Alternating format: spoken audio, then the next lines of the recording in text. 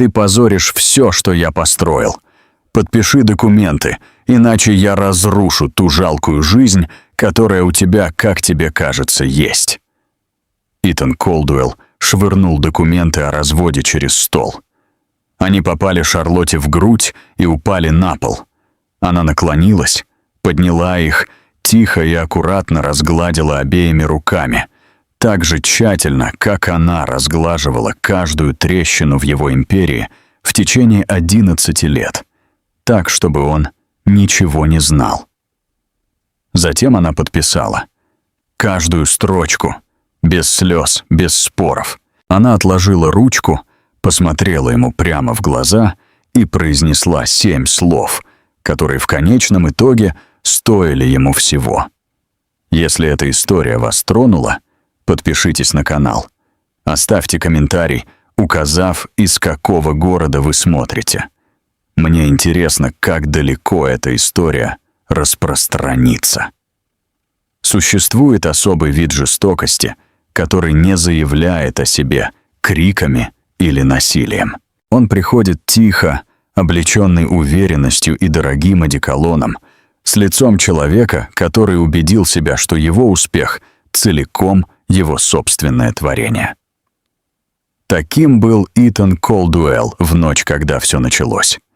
Юбилейный гала-вечер компании Caldwell Technologies был таким событием, что казалось, будто Манхэттен существует исключительно для того, чтобы его принимать. Место проведения, переоборудованное неоклассическое здание в Мидтауне, было арендовано за неприлично большую сумму. Освещение было теплым золотистым. Шампанское было французским и стоило дороже за бутылку, чем большинство людей тратят на продукты за месяц. В списке гостей были сенаторы, венчурные капиталисты, 3 бывших олимпийских спортсмена, ставшие инвесторами, и по меньшей мере 2 знаменитости, чьи имена в прошлом уже влияли на цены акций. Итан двигался по толпе, словно человек, репетировавший церемонию омоложения. И во многом так оно и было. В свои 42 года он был худым, с острым подбородком и в костюме, который сидел настолько хорошо, что казалось, будто его сшил кто-то, кто изучал его годами, что, конечно же, так и было.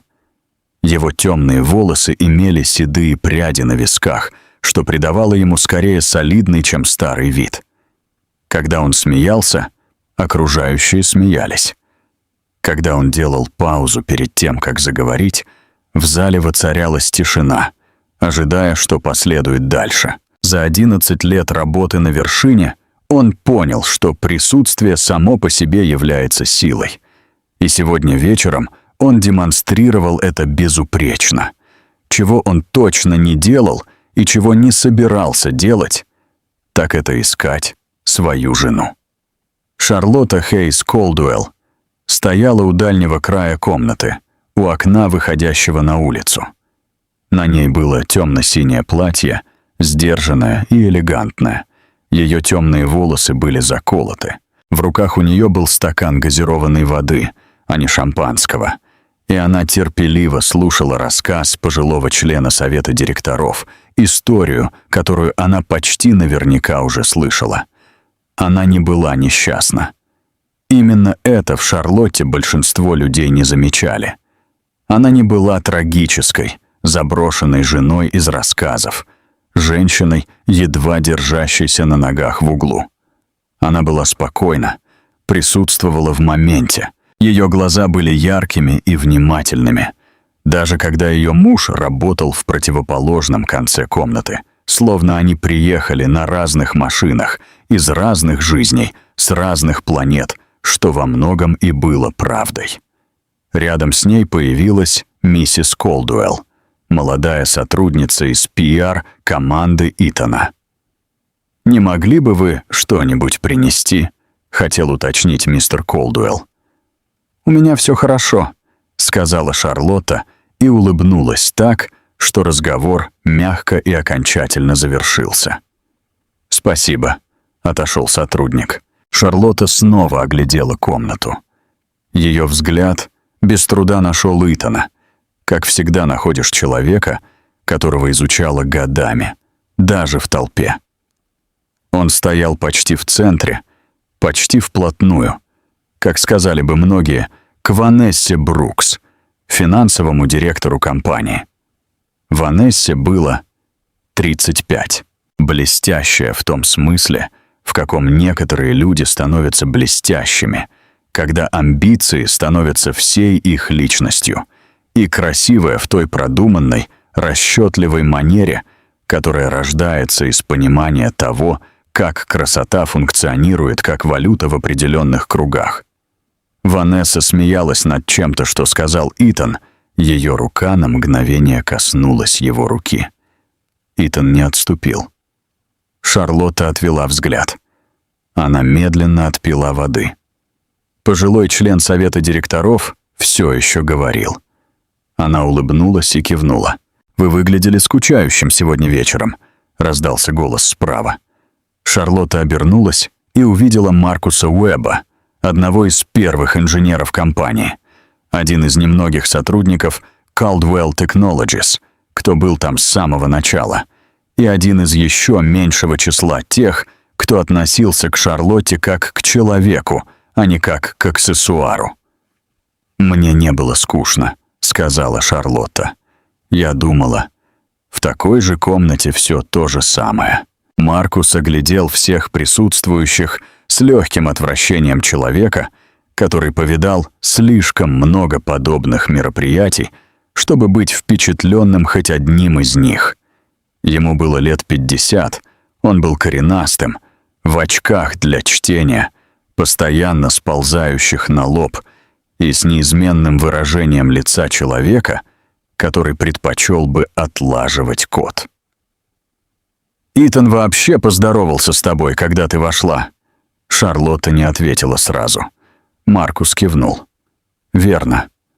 Это деловое мероприятие», — сказала Шарлотта. «Он работает. Он работает на каждом мероприятии последние 3 года», — Маркус говорил тихо. «Шарлотта, я говорю это как человек, который искренне тебя уважает. Ты заслуживаешь лучшего, чем быть просто приглашенной гостьей на собственное торжество». Шарлотта посмотрела на него, и на мгновение, на короткий, незащищенный миг, что-то шевельнулось в ее глазах. Не совсем грусть, что-то старше грусти, что-то вроде медленного, уверенного осознания истины, которую ты носила в себе годами, не позволяя себе произнести ее вслух. Затем это исчезло. «Наслаждайся вечеринкой, Маркус», — тихо сказала она и вернулась к осмотру комнаты. Было уже за полночь, когда они приехали домой. Дом представлял собой таунхаус площадью 9000 квадратных футов на верхнем Ист-Сайде. Красивый, безупречный, почти до невозможности идеальный дом, который большинство вечеров после закрытия напоминал музей. Тихий, ухоженный, все на своих местах. Итан ослабил галстук в прихожей, не включая свет. Шарлотта положила свою сумочку на столик в прихожей. На мгновение они просто существовали в одном пространстве. Пространство. 2 человека, которые когда-то подходили друг к другу, как кусочки пазла, а затем постепенно сместились, пока перестали совпадать по всем краям. «Все прошло хорошо», — сказал Итан. «Думаю, да», — согласилась Шарлотта. Пауза. «Ванесса считает, что сделка в Сингапуре может завершиться быстрее, чем мы предполагали». Он сказал это непринужденно, как будто упоминает погоду, словно имя женщины, произнесенное им, не требовало никакой навигации. Шарлотта посмотрела на него. «Хорошо», — сказала она. Итан наконец повернулся, и что-то в невозмутимости Шарлотты, казалось, раздражало его. Это особая невозмутимость, которая не могла поколебаться, которая отказывалась проявлять ревность или боль, которых он, возможно, ожидал и, возможно, на каком-то уровне хотел спровоцировать. «Шарлотта». Он произнес ее имя, словно ставил что-то на стол, словно наконец-то клал тяжелую коробку. «Нам нужно поговорить», — подождала она. «Это не работает». Он неопределенно указал на расстояние между ними, на дом, на все вокруг. «Наш брак, он не работает уже много лет, и я думаю, мы оба это знаем». Шарлотта ничего не сказала. «Я думал», — продолжил он, и в его голосе появилось то особое звучание, которое он приобретал, произнося отрепетированную речь, слова которой были заранее подготовлены для максимальной ясности и минимальных споров. «Мы сдерживали друг друга. Ты была бы счастливее. Я был бы Итаном». Ее голос был мягким, не обиженным, не сердитым, просто уверенным. «Скажи, что имеешь в виду». Он встретил ее взгляд. «Я хочу развода». Это слово повисло в воздухе и застыло. Шарлотта долго смотрела ему в глаза. Затем она медленно кивнула. Кивком человека, который уже произвел расчеты, уже пришел к ответу еще до того, как вопрос был задан полностью. «Хорошо», — сказала она. Итан моргнул. Это был не тот ответ, к которому он готовился. «Хорошо», — повторил он. «Хорошо», — спокойно сказала Шарлотта снова. «Если ты этого хочешь...» «Я просто...» Он остановился, снова начал. «Я думал, ты захочешь это обсудить». «Я не думаю, что есть что обсуждать». Она взяла себя в руки. Он схватил документы со столика в прихожей. «Полагаю, вы уже подготовили бумаги». «Я уже это сделал», — сказал он. И вот оно, признание, скрытое за разговором. Он уже это сделал. С адвокатами уже связались, документы уже были составлены. Это был не разговор. Это было уведомление. Шарлотта восприняла это без выражения. «Конечно, ты это сделал», — сказала она. Она поднялась наверх. Итан стоял один в темном фойе, и впервые за весь разговор он почувствовал что-то неприятное, слабое, нежелательное ощущение, которое он не мог точно определить, что-то среднее между виной и беспокойством. Но он быстро отмахнулся от него. Это было правильное решение. Я был в этом уверен. Он пошел налить себе выпить. На следующее утро бумаги появились на его столе. Итан сам положил их туда с желтым стикером, указывающим, где требуется подпись Шарлотты. Его адвокаты были очень внимательны. Предложение о компенсации в 20 миллионов долларов было щедрым по любым меркам. И Итан это знал. Он позаботился о том, чтобы эта сумма была достаточно высокой, чтобы никто не мог обвинить его в чем-либо. Несправедливо. Достаточно высоко, чтобы это сработало в каком-то психологическом учете, который он предпочел не рассматривать слишком подробно, как отпущение грехов. 20 миллионов долларов сказали: «Я неплохой человек. Я просто двигаюсь вперед». Его помощник вставил ему кнопку в 10:15. «Миссис Колдуэлл здесь. Впустите ее». Шарлотта вошла в кабинет, выглядя точно так же, как и всегда. Неторопливо, спокойно, в простом сером платье, которое стоило то ли 300, то ли 3000 долларов, и невозможно было сказать точно. У нее не было ни сумки, ни адвоката, ни союзника. Она села напротив него. Он подвинул бумаги по столу. Она смотрела на них ровно столько времени, сколько нужно, чтобы внимательно и полностью прочитать что-то. Ее взгляд сосредоточенно скользил по страницам. Она не торопилась. Она не изображала отчаяния ради него. Затем она потянулась за ручкой. Она быстро и без колебаний подписала каждую указанную строчку. Итан наблюдал за ней. Он ожидал. Он понял только сейчас, наблюдая за движением ее руки по бумаге. Он ожидал чего-то. Слезы, возможно, ссору, последнюю попытку переубедить его, или, если это не удастся, сцену, которая подтвердила бы его личное мнение о том, что Шарлотта всегда была слишком эмоциональной, слишком хрупкой, слишком многого. Вместо этого она закрыла ручку колпачком. Она отодвинула бумаги. Встала. 20 миллионов, сказала она. Мне это не нужно. Итан уставился на нее. Шарлотта, мне это не нужно. Ее голос был совершенно ровным. Пожалуйста, направьте эти деньги в любой благотворительный фонд, который предпочтут ваши адвокаты. Меня это не интересует. Он искал это слово. Это 20 миллионов долларов. «Я знаю, что это», — сказала она. И в ее тоне было что-то, не совсем презрение, но тихая точность. Тон человека, для которого 20 миллионов долларов — это цифра без особого веса, что заставило его остановиться.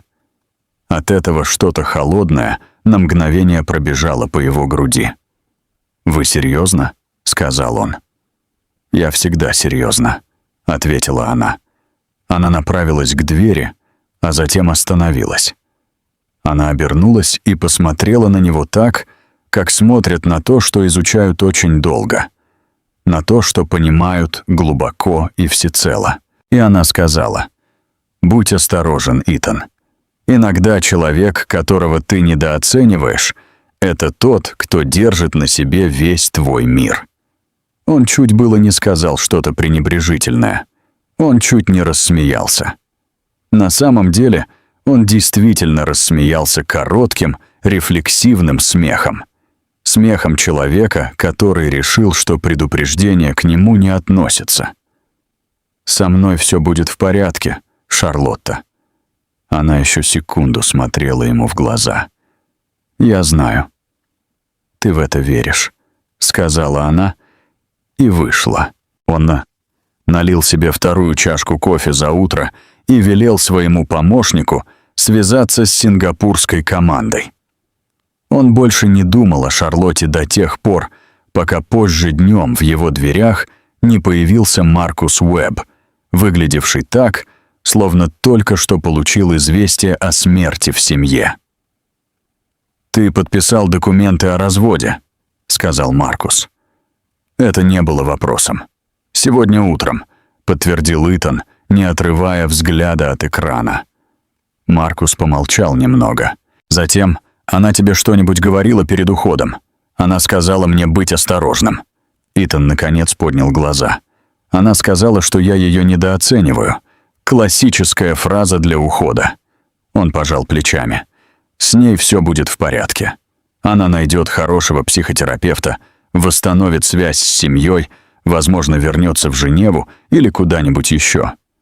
С ней все будет хорошо». Маркус посмотрел на него с выражением лица, которое Итан не мог понять. «Ты ведь никогда не встречал ее отца, правда?» — спросил Маркус. Это был не совсем вопрос. «Ричард Хейс. Я встречался с ним мельком дважды». Итан вернулся к экрану. «Бизнесмен на пенсии. Тихий человек. Шарлотта никогда о нем особо не говорила. Ты когда-нибудь задумывался, почему она о нем так мало говорила?» Итан слегка нетерпеливо поднял взгляд. «Маркус, у меня через 20 минут звонок из Сингапура». «Хорошо», — сказал Маркус. «Конечно». Он начал уходить, остановившись в дверном проеме. «Честно говоря, Итан, я думаю, ты только что совершил самую дорогую ошибку в своей жизни. И я говорю это как человек, который видел, как ты принял решение выйти на биржу на 12 месяцев позже, что обошлось нам примерно в 300 миллионов. Это еще хуже». Итан уставился на него. «До свидания, Маркус». Маркус ушел. Итан помолчал немного, а затем намеренно, осознанно отбросил это чувство, как... Он отбросил все чувства, которые не служили его непосредственным целям. У него была работа. Ему нужно было управлять империей. Ему нужно было строить будущее.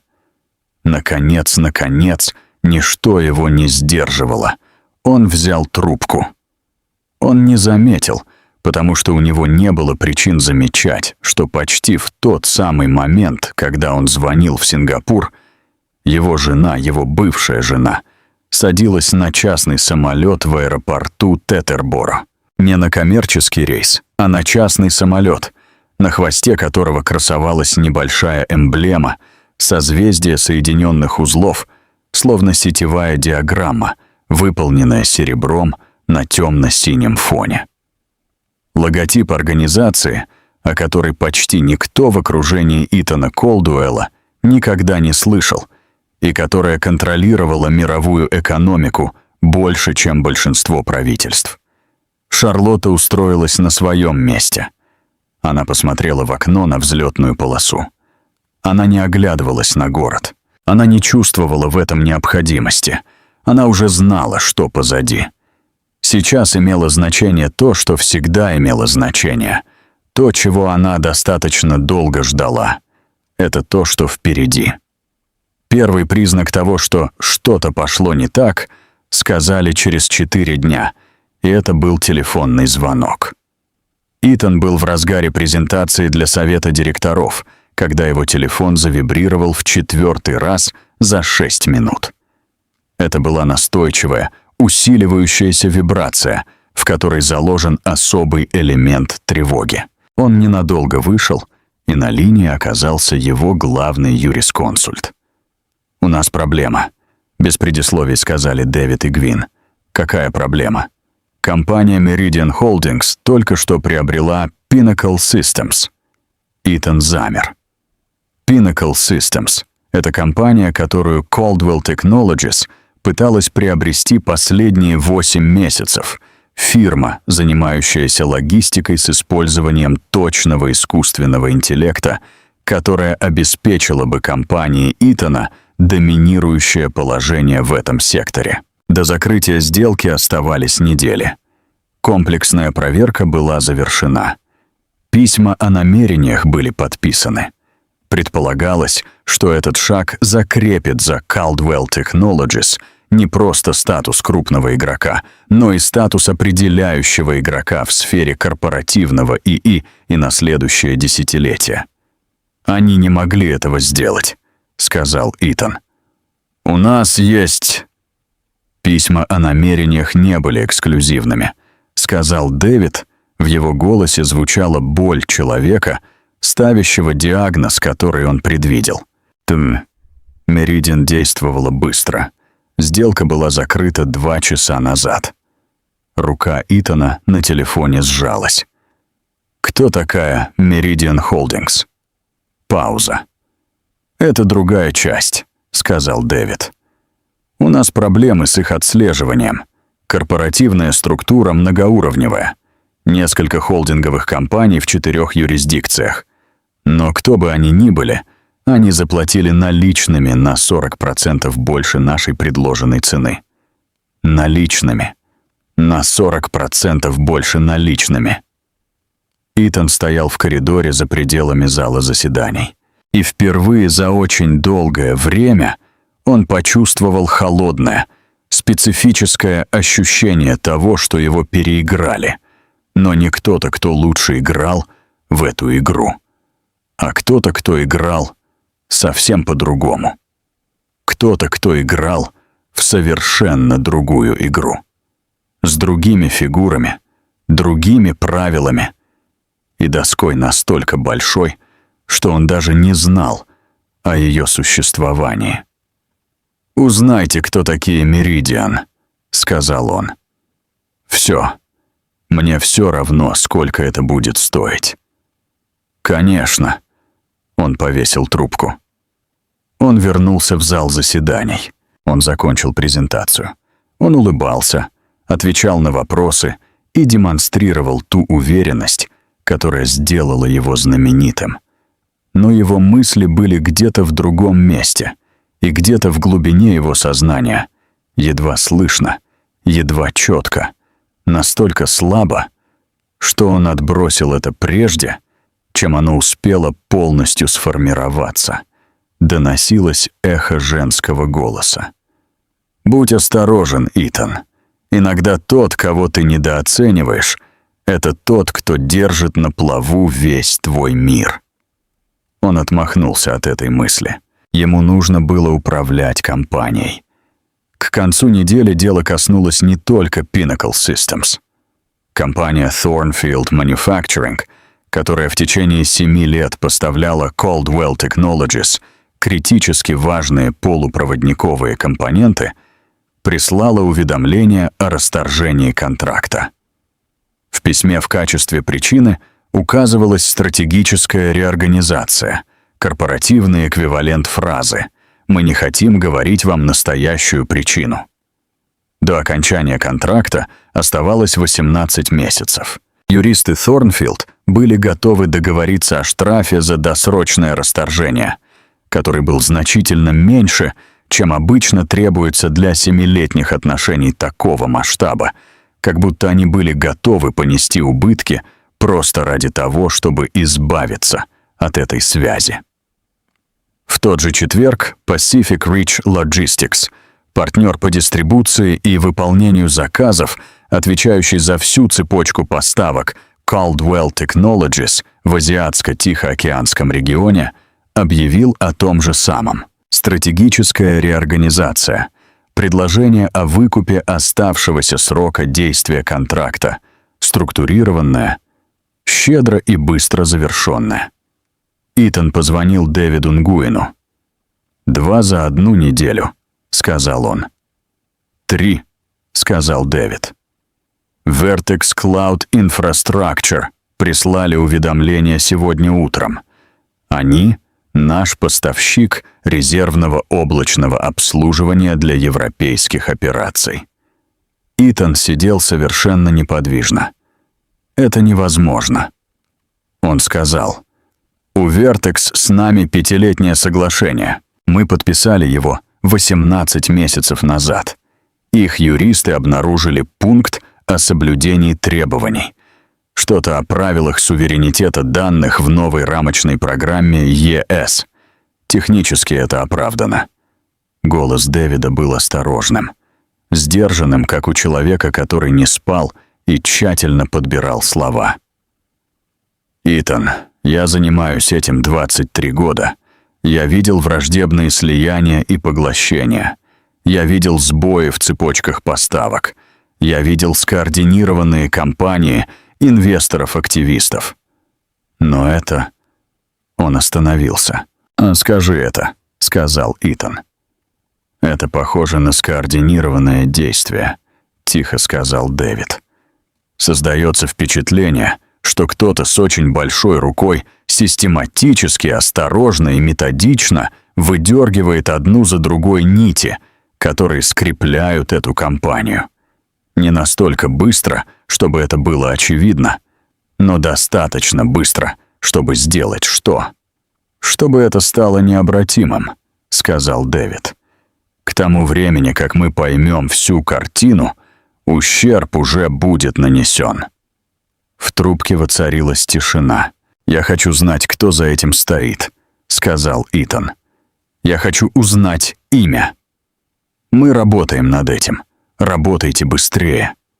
Он повесил трубку. Он сидел в своем кабинете в здании, на котором было написано его имя, в городе, который сделал его символом американских технологических амбиций. И он смотрел на стену. И ему пришла в голову мысль, тихая, конкретная, нежеланная, словно заноза, пробивающаяся на поверхность. Шарлотта знала. Когда она сказала ему эти слова, она знала. Она не предупреждала его из-за горечи или не изображала обиженного ухода брошенной жены. Она знала. Но что она знала? И что эта мысль, холодная и тяжелая, осела в его груди с конкретным весом истины, которую невозможно забыть. От чего именно он отказался, когда подписал эти бумаги? Что он позволил спокойно, без слез, выйти из своего кабинета, отказываясь от 20 миллионов долларов? От чего он отказался? Ответ пришел в воскресенье утром в 7:43 в виде текстового сообщения от Маркуса Уэбба. В нем было написано только это: «Найдите Hayes Global Consortium, а затем позвоните мне». Итан взял трубку. Тумбочка. Он ввел название в поисковую систему. На мгновение ничего не произошло. Уже одно это должно было подсказать ему, что первый слой интернета, тот, который видят все, практически ничего не выдал. Несколько академических ссылок. Упоминание в статье 2019 года о структурах суверенных фондов.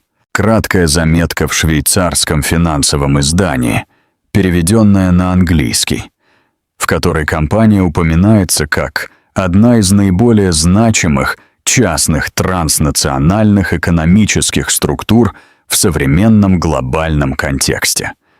Одна из самых значимых. Итан нахмурился и продолжил прокручивать страницу. Затем он нашел статью «Глубокое расследование, затерянное в архиве специализированного финансового журнала», опубликованное 4 года назад и, по-видимому, прочитанная очень немногими людьми. Он прочитал ее медленно. Согласно статье, Hayes Global Consortium не была компанией в традиционном смысле этого слова. Это была контролируемая семьей сеть структур, включающая холдинговые компании, суверенные инвестиционные фонды, стратегические партнерства и операционные дочерние компании, расположенные в десятках стран. Она контролировала прямо или косвенно значительные доли в глобальном судоходстве, добыче редких минералов, критически важной энергетической инфраструктуре, частных облачных и информационных архитектурах, а также инвестициях в технологии. В статье оценивалась ее общая контролируемая экономическая стоимость. Осторожно, с оговорками о сложности измерения чего-то столь намеренно непрозрачного, где-то между 1,8 и 2,3 триллионами триллионов. Итан перестал читать. Он уставился на цифру. Затем он прочитал следующую строку. Консорциум был основан в конце 1960-х годов швейцарско-американским промышленником Ричардом Хейсом, чья дочь Шарлотта Хейс была подтверждена 3 независимыми источниками как назначенная преемница на руководящую должность в организации. Итан сел в постели. Он снова прочитал предложение. Шарлотта Хейс, назначенная преемница. Он позвонил Маркусу. Маркус ответил на первый звонок. «Ты читал», — сказал Маркус. «Расскажи мне», — сказал Итан. Его голос был очень сдержанным, очень точным, голосом человека, прилагающего огромные усилия, чтобы звучать так, будто он ничего не боится. «Расскажи мне все, что ты знаешь». Маркус помолчал немного. «Тогда я знал о ее семье, еще до того, как ты женился на ней», — сказал он. «Не все не в таком масштабе, но я знал, что ее отец был не просто отставным бизнесменом. Я знал. За ней стояла тяжесть, уверенность». Он помолчал. Я ничего не говорил, потому что мне не следовало говорить, и потому что, честно говоря, Итан, я думал, ты знаешь. Я предполагал, что любой, кто прожил 11 лет в браке с Шарлоттой Хейс, в конце концов поймет, кто она такая. Челюсть Итана сжалась. «Она мне никогда не говорила», — сказал он. «Нет», — тихо ответил Маркус. «Она бы не сказала. Это была Шарлотта. Она не собиралась просить тебя любить ее за ее имя или деньги ее семьи. Она хотела... Он остановился. «Что?» «Итан сказал, что она хочет, чтобы ты ее увидел», — просто сказал Маркус. «Просто ее». В трубке воцарилась тишина. «Найди мне все», — сказал Итан. «О Hayes Global, о Meridian Holdings, о каждой компании, которая разорвала с нами связи на этой неделе. Я хочу знать, что их связывает. Я хочу знать, остановился ли он, потому что он уже знал. Он уже знал, еще до того, как Маркус подтвердил это. Он уже знал, кто стоит за Meridian Holdings. Он уже знал, чья рука методично, терпеливо, со спокойной точностью человека, который знал все. Время и все ресурсы мира разрывали нити его империи. Он просто не хотел говорить об этом вслух, потому что, сказав это вслух, он бы воспринял это как реальность. А если бы это было реальностью, то все, что последовало бы за этим, каждое увольнение, каждое публичное оскорбление, каждая ночь, когда он выбирал смех Ванессы вместо тишины Шарлотты, каждый момент, когда он смотрел на свою жену и видел лишь обыденность там, где всегда было так много, стало бы не просто жестокостью. Это стало бы самой катастрофической ошибкой в его жизни. Он сидел в своей спальне. Город двигался за окном. 11 этажей вниз. Такси двигались, люди ходили. И мир продолжал свое неумолимое, безразличное движение вперед. И Итан Колдуэлл, который никогда в своей взрослой жизни не испытывал по-настоящему глубокого структурного страха, сидел совершенно неподвижно и впервые понял, что женщина, которая вышла из его кабинета 5 дней назад, не оглядываясь, не уходила от него. Она шла к чему-то огромному, чему-то, что ждало ее все это время, и он передал ей. Свобода поехать туда. Он подписал документы. Он посмеялся. Он налил себе выпить и назначил звонок в Сингапур. И только сейчас он начал понимать, что на самом деле сделал. Звонок от Дэвида и Гвин раздался в 6:47 утра в понедельник, через 11 дней после того, как Шарлотта ушла из офиса Итана. Итан уже не спал. Он плохо спал с тех пор, как произошла катастрофа с Meridian Holdings, с тех пор, как Маркус прислал ему сообщение в воскресенье утром, с тех пор, как он сидел в своей спальне, перечитывая снова и снова слова «назначенный преемник», пока буквы не перестали иметь смысл. Но он неоднократно и с большой убежденностью говорил себе, что контролирует ситуацию, что он все контролирует, что все происходящее можно сдержать, объяснить, обратить вспять. Он ответил на звонок тоном человека, который разыгрывает доверительную игру, потому что альтернатива неприемлема. «Скажи мне что-нибудь хорошее», — сказал он. Пауза Дэвида длилась ровно столько, чтобы дать понять, что ничего хорошего сказать нечего. «Итан», — сказал он, — «мне нужно, чтобы ты пришел сейчас, до открытия рынка». «Итан». Он сел в машину через 8 минут. Приехав в офис, он обнаружил, что его команда руководителей уже собралась в главном конференц-зале. Дэвид, его операционный директор, Джеймс Риттер, руководитель отдела по связям с инвесторами, и 2 члена юридической команды. Они сидели за столом, демонстрируя специфический язык тела людей, которые не спали с 3:00 утра и провели эти часы, наблюдая за чем-то ужасным, разворачивающимся в замедленной съемке, и пытаясь понять, как это описать тому, кто еще не знает.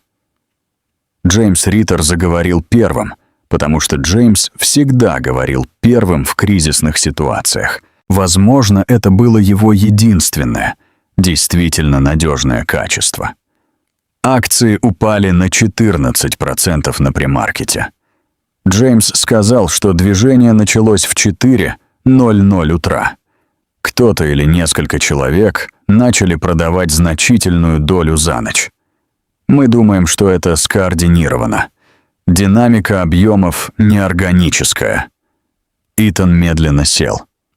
Насколько значительная? Он сказал, достаточно, чтобы спровоцировать продажи на импульсе. Дэвид сказал, что к моменту открытия рынка мы можем увидеть падение на от 20 до 25%, если не опередим события. А затем опередим события. Выпустим заявление. Позвоним в крупные институциональные инвесторы. Мы пытались.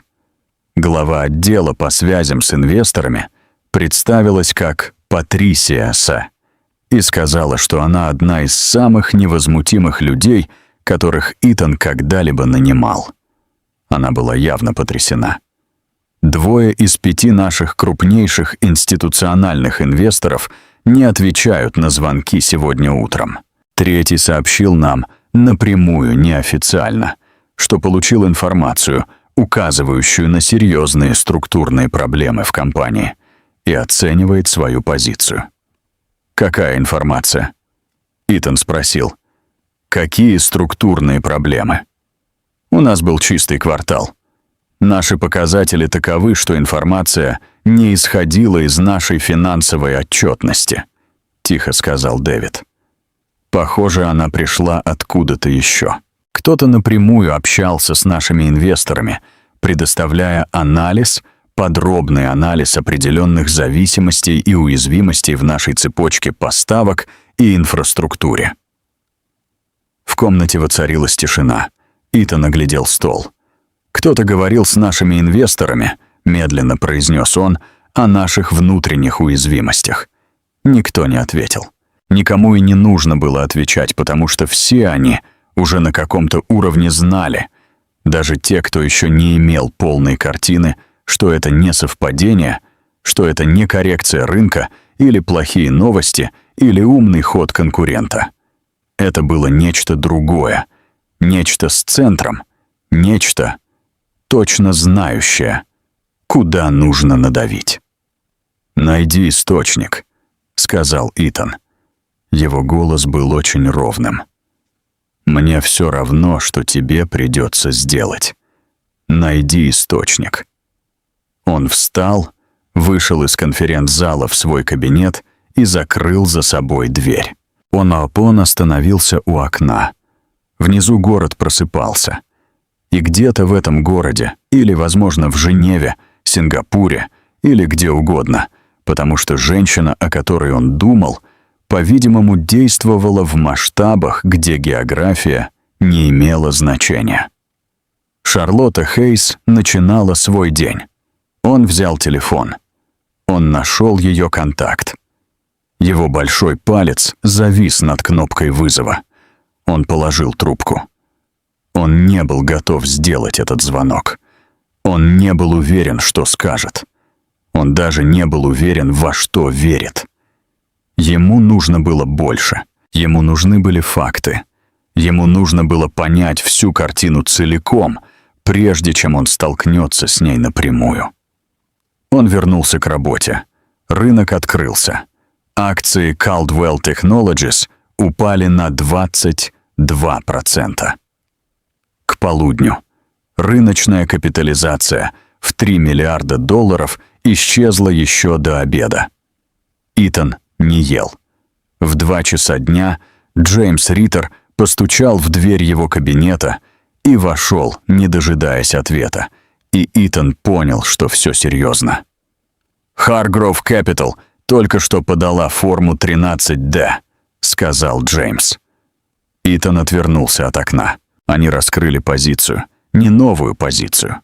Джеймс сказал, что это распечатанный документ на столе. «Активистская позиция». Они требуют стратегического пересмотра руководства и корпоративной структуры. У них 5,3% акций в свободном обращении. Харгроув никогда раньше в нас не инвестировала, сказал Итан. Нет, согласился Джеймс. Не инвестировала. Снова тишина. Узнайте, кто продал им эту долю, сказал Итан. Джеймс кивнул и ушел. Итан посмотрел на документ на своем столе. Стратегический пересмотр руководства и корпоративной структуры. Это был вежливый корпоративный язык, означающий «мы считаем, что человек, управляющий этой компанией, не должен ею управлять». Он сам однажды написал эти слова в письме, адресованном генеральному директору конкурирующей компании, которую он хотел приобрести. He remembered the satisfaction of it, the precise, bloodless efficiency of the phrase, the way it could unravel someone's entire professional identity while maintaining the fiction of civility. He understood now what it felt like to be on the other side of it. He sat down at his desk. He put his head in his hands, just for a moment, just long enough to feel fully and without performance the specific weight of what was happening. Then he lifted his head, straightened his back, and picked up the phone. There were calls to make. There were always calls to make. But for the first time in 11 years of building this company, he wasn't entirely sure any of the calls would work. The feeling was new. He hated it completely. It was 3:17 in the afternoon on a Monday, and Ethan Caldwell was afraid. Marcus Webb appeared in the doorway at 3:45. He closed the door behind him. He sat down across from Ethan without being invited, which was something he had never done before in the 11 years they had worked together. Ethan looked at him. "You know something," Ethan said. "I've been doing research," Marcus said. "Since Sunday, since I sent you that text." He placed a folder on the desk, physical paper printed, which was unusual for Marcus, who generally considered printing documents an unnecessary act of optimism. "I need you to look at something." Ethan opened the folder. It contained a series of documents, corporate filings, investment records, a timeline handwritten in Marcus's cramped engineer script covering the past 11 years. "Start at the beginning," Marcus said. "Literally year 1. Year 1, Caldwell Technologies, its first 18 months. The period Ethan almost never discussed publicly because it had been that close to catastrophic failure. He had started the company with good technology and terrible timing. The market had shifted. 2 of his founding engineers had left for a competitor, and a critical round of Series A funding had fallen apart 3 weeks before it was supposed to close. He had been in the specific and humiliating sense of the word broke. And then an anonymous investor had stepped in, an entity called Cornerstone Ventures, which Ethan had never been able to fully research because at the time he hadn't cared at the time. He had simply been grateful, enormously, and completely grateful that the money had appeared when it did. Cornerstone had provided $2.4 million at terms more favorable than anything he could have negotiated at that moment in his company's life. The investment had saved everything. Ethan looked at the paper beside Cornerstone Ventures. Marcus had written 3 words: Hayes Global Consortium. Ethan looked up. "Keep reading," Marcus said. Year 3, the logistics crisis, a supplier dispute that had threatened to collapse Caldwell Technologies' first major enterprise contract. A deal that, if lost, would have ended the company's credibility before it had fully formed. The dispute had been resolved through the sudden, unexplained intervention of a third-party arbitration group that had connections, apparently, to the Pacific shipping industry. The contract was saved. Ethan had attributed it to luck and his own negotiating skill. Beside the entry, Marcus had written Hayes, Global Pacific Rim Shipping Division. Year 5, The server crisis. A catastrophic infrastructure failure 3 days before a major product launch. A backup cloud provider had materialized, seemingly out of nowhere, offering emergency capacity at cost. No markup, no questions. Ethan had launched on time. Critics had called it a masterclass in crisis management. Hayes, global cloud infrastructure subsidiary. Year 7, the Washington moment. A regulatory threat that could have shut down Caldwell Technologies' government contracts division entirely.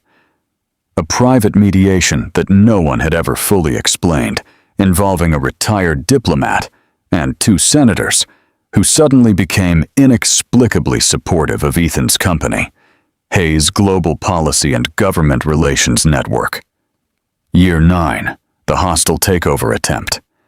A competitor had begun quietly acquiring Caldwell Technologies' stock building toward a controlling position. The attempt had collapsed when a mysterious block of institutional investors' entities that Ethan had never identified had consolidated their voting power against it. He had told the press it was a testament to investor confidence in his leadership. Hayes Global. Hayes Global. Hayes Global. Ethan closed the folder. He sat very still. The office was quiet. Outside, the city continued its indifferent, relentless movement. Inside, something was rearranging itself. The architecture of 11 years of self-understanding, shifting and cracking, and revealing what had always been beneath. Every time I was about to lose it, Ethan said slowly, not as a question, just as a statement he was making to himself in order to make it real. Every single time. Every single time, Marcus confirmed. She was there. Someone connected to her family was there. Whether she directed it personally or whether her father operated independently, I don't know. What I know is that the pattern is, Marcus stopped. Ethan, the pattern is 11 years long. It is consistent. It is specific. It targeted the exact moments when your company was most vulnerable, and it intervened with exactly the right tool each time. He leaned forward. That is not coincidence. That is not luck. That is someone who understood your company as well as you did, possibly better, and chose over and over again to keep it alive. Ethan was not a man who showed emotion easily. He had built his entire professional identity on the appearance of unshakable certainty, but his hands flat on the desk pressed slightly harder against the surface. She never said a word, he said.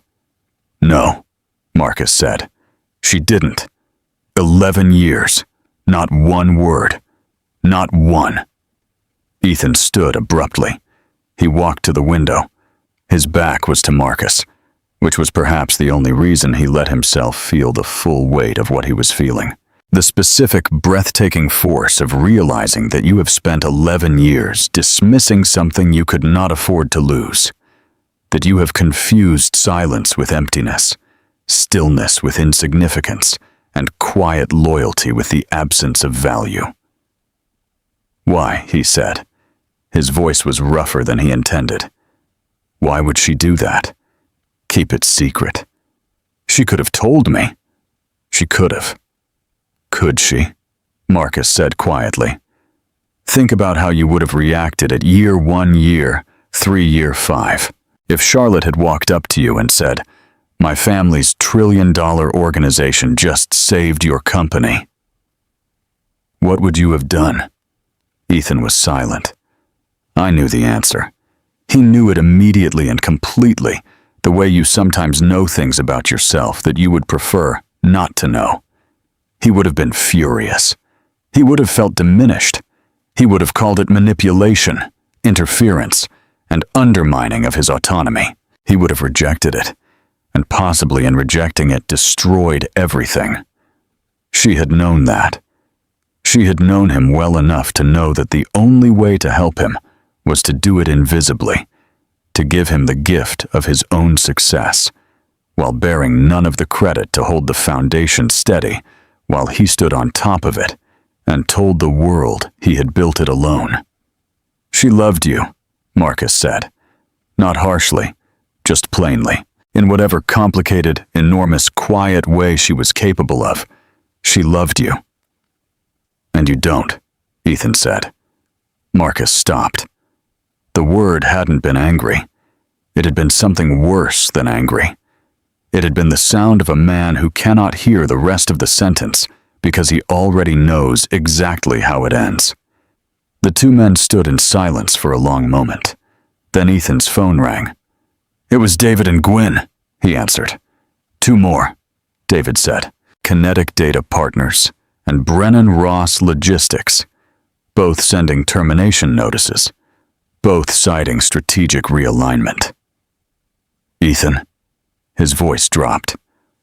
I traced the holding structure on Meridian Holdings, the one that bought Pinnacle Systems. And Ethan said, 14 layers of subsidiaries, but at the bottom, David stopped. There's a Swiss-registered entity called Novaline Partners, and Novaline is a wholly owned subsidiary of Hayes Capital Holdings. Ethan closed his eyes. Hayes, he repeated. Hayes, David confirmed. As in, I don't know how to say this without it sounding insane. As in on the same Hayes as I know who it is, Ethan said. He hung up.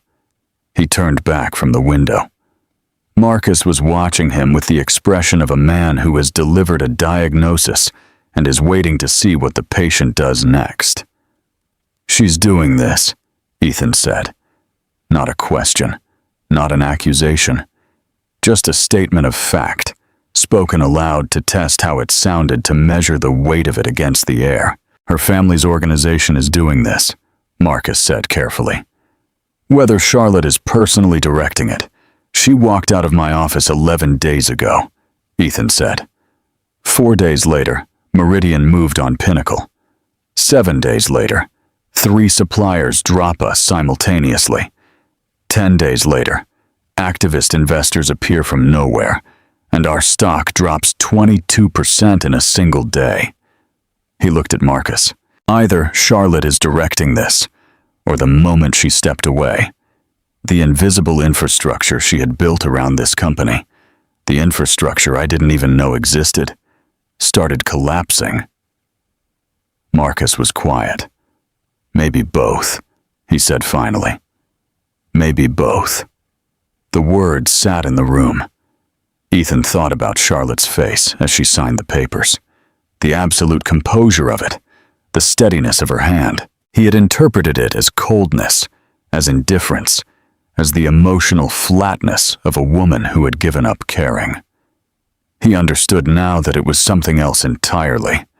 It was the composure of someone who had already made a decision, who had already calculated what would happen next, who had signed those papers not as an ending, but as a beginning.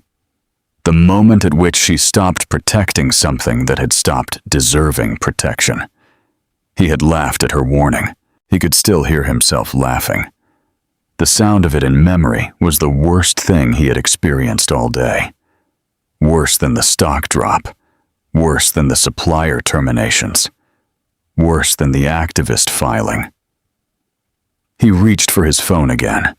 He found Charlotte's contact. This time, he pressed call. It rang 3 times. Then a recorded message, a standard voicemail prompt in Charlotte's calm, clear voice. He had heard this message hundreds of times over 11 years. It had never felt significant before. Charlotte, he said after the tone. We need to talk, I know. I know you know what's happening, and I know why. He paused. Another pause longer. Please call me back. He hung up. She did not call back. Not that night, not the next morning, not by the end of the week. He called twice more. He sent 1 email, carefully worded, professionally toned, because he did not yet know how to write to her in any other register. He received no response. She had become in the space of less than 2 weeks as unreachable as the organization behind her present, everywhere in its effects, invisible in itself. He could feel the movement of her decisions in every contract termination and investor withdrawal and supply chain disruption. But he could not reach her, could not see her, could not sit across from her and make her understand what was it. He wanted her to understand that he was sorry. Was he sorry? He sat with that question for a long time one evening alone in a house that was quieter than it had ever been, in a marriage that no longer existed, in a life that was beginning to look remarkably different from the one he had been certain was his. I thought about the first year, the anonymous investment that had saved everything. Charlotte had known at the time exactly what her family had done. She had sat across from him at dinner while he told her proudly about the mysterious investor that had appeared out of nowhere, and she had listened, and she had not tried, and she had said, "I'm glad it worked out." And he had heard in those words nothing more than a supportive wife offering a supportive response. He understood now that she had been exercising a restraint that had probably cost her something real. To listen to the man you love take credit for a salvation you quietly arranged to choose again and again, to protect his sense of himself over your own acknowledgement that was not passivity. That was not weakness. That was a kind of love he had never thought to recognize because it had never asked to be recognized. And he had responded to it by throwing divorce papers across a desk, by telling her she was an embarrassment, by laughing at her warning. He poured a drink he didn't finish. He went to bed. He couldn't sleep in. And 3 floors below in the lobby of the building, the night security guard, a man who had worked the night shift in this building for 4 years and had always liked Mrs. Caldwell, who remembered his name and occasionally brought him coffee on late nights, looked at the empty lobby and thought, without quite knowing why, that the building felt different recently, lighter in some way, as though something substantial had quietly left. He wasn't wrong. Meanwhile, in Geneva, Charlotte Hayes walked into the boardroom of Hayes Global Consortium for the first time without her father sitting at the head of the table. Richard Hayes, 71 years old, precise, silver-haired, with the contained energy of someone who has spent 50 years making decisions that moved markets without anyone knowing his name, sat instead to her right, as her advisor, as her counsel, as her father, who had waited a very long time for this day and felt watching his daughter take her seat at the head of the table something very close to joy. The room was full of people, directors, analysts, regional heads, who had in various capacities over the past decade been informed of Charlotte's existence and her eventual role without ever meeting her directly.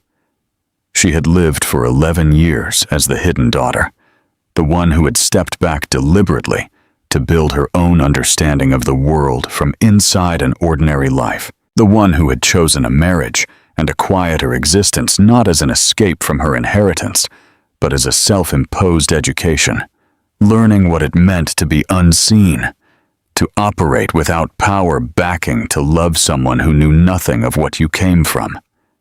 The education was complete. Charlotte sat at the head of the table. She looked at the room. The room looked at her.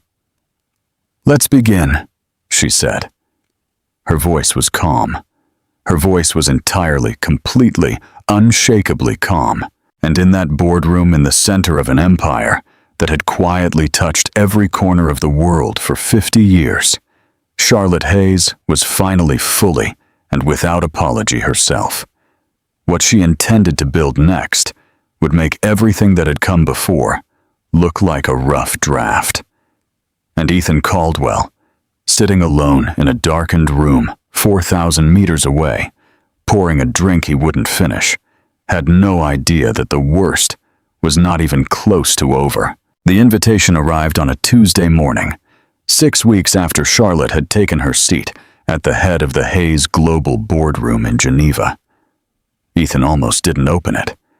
His assistant, a sharp young woman named Priya, who had recently developed the careful, measured tone of someone working for a man whose company was visibly unraveling, placed it on his desk between two urgent legal memos and a draft statement for an investor call he was dreading.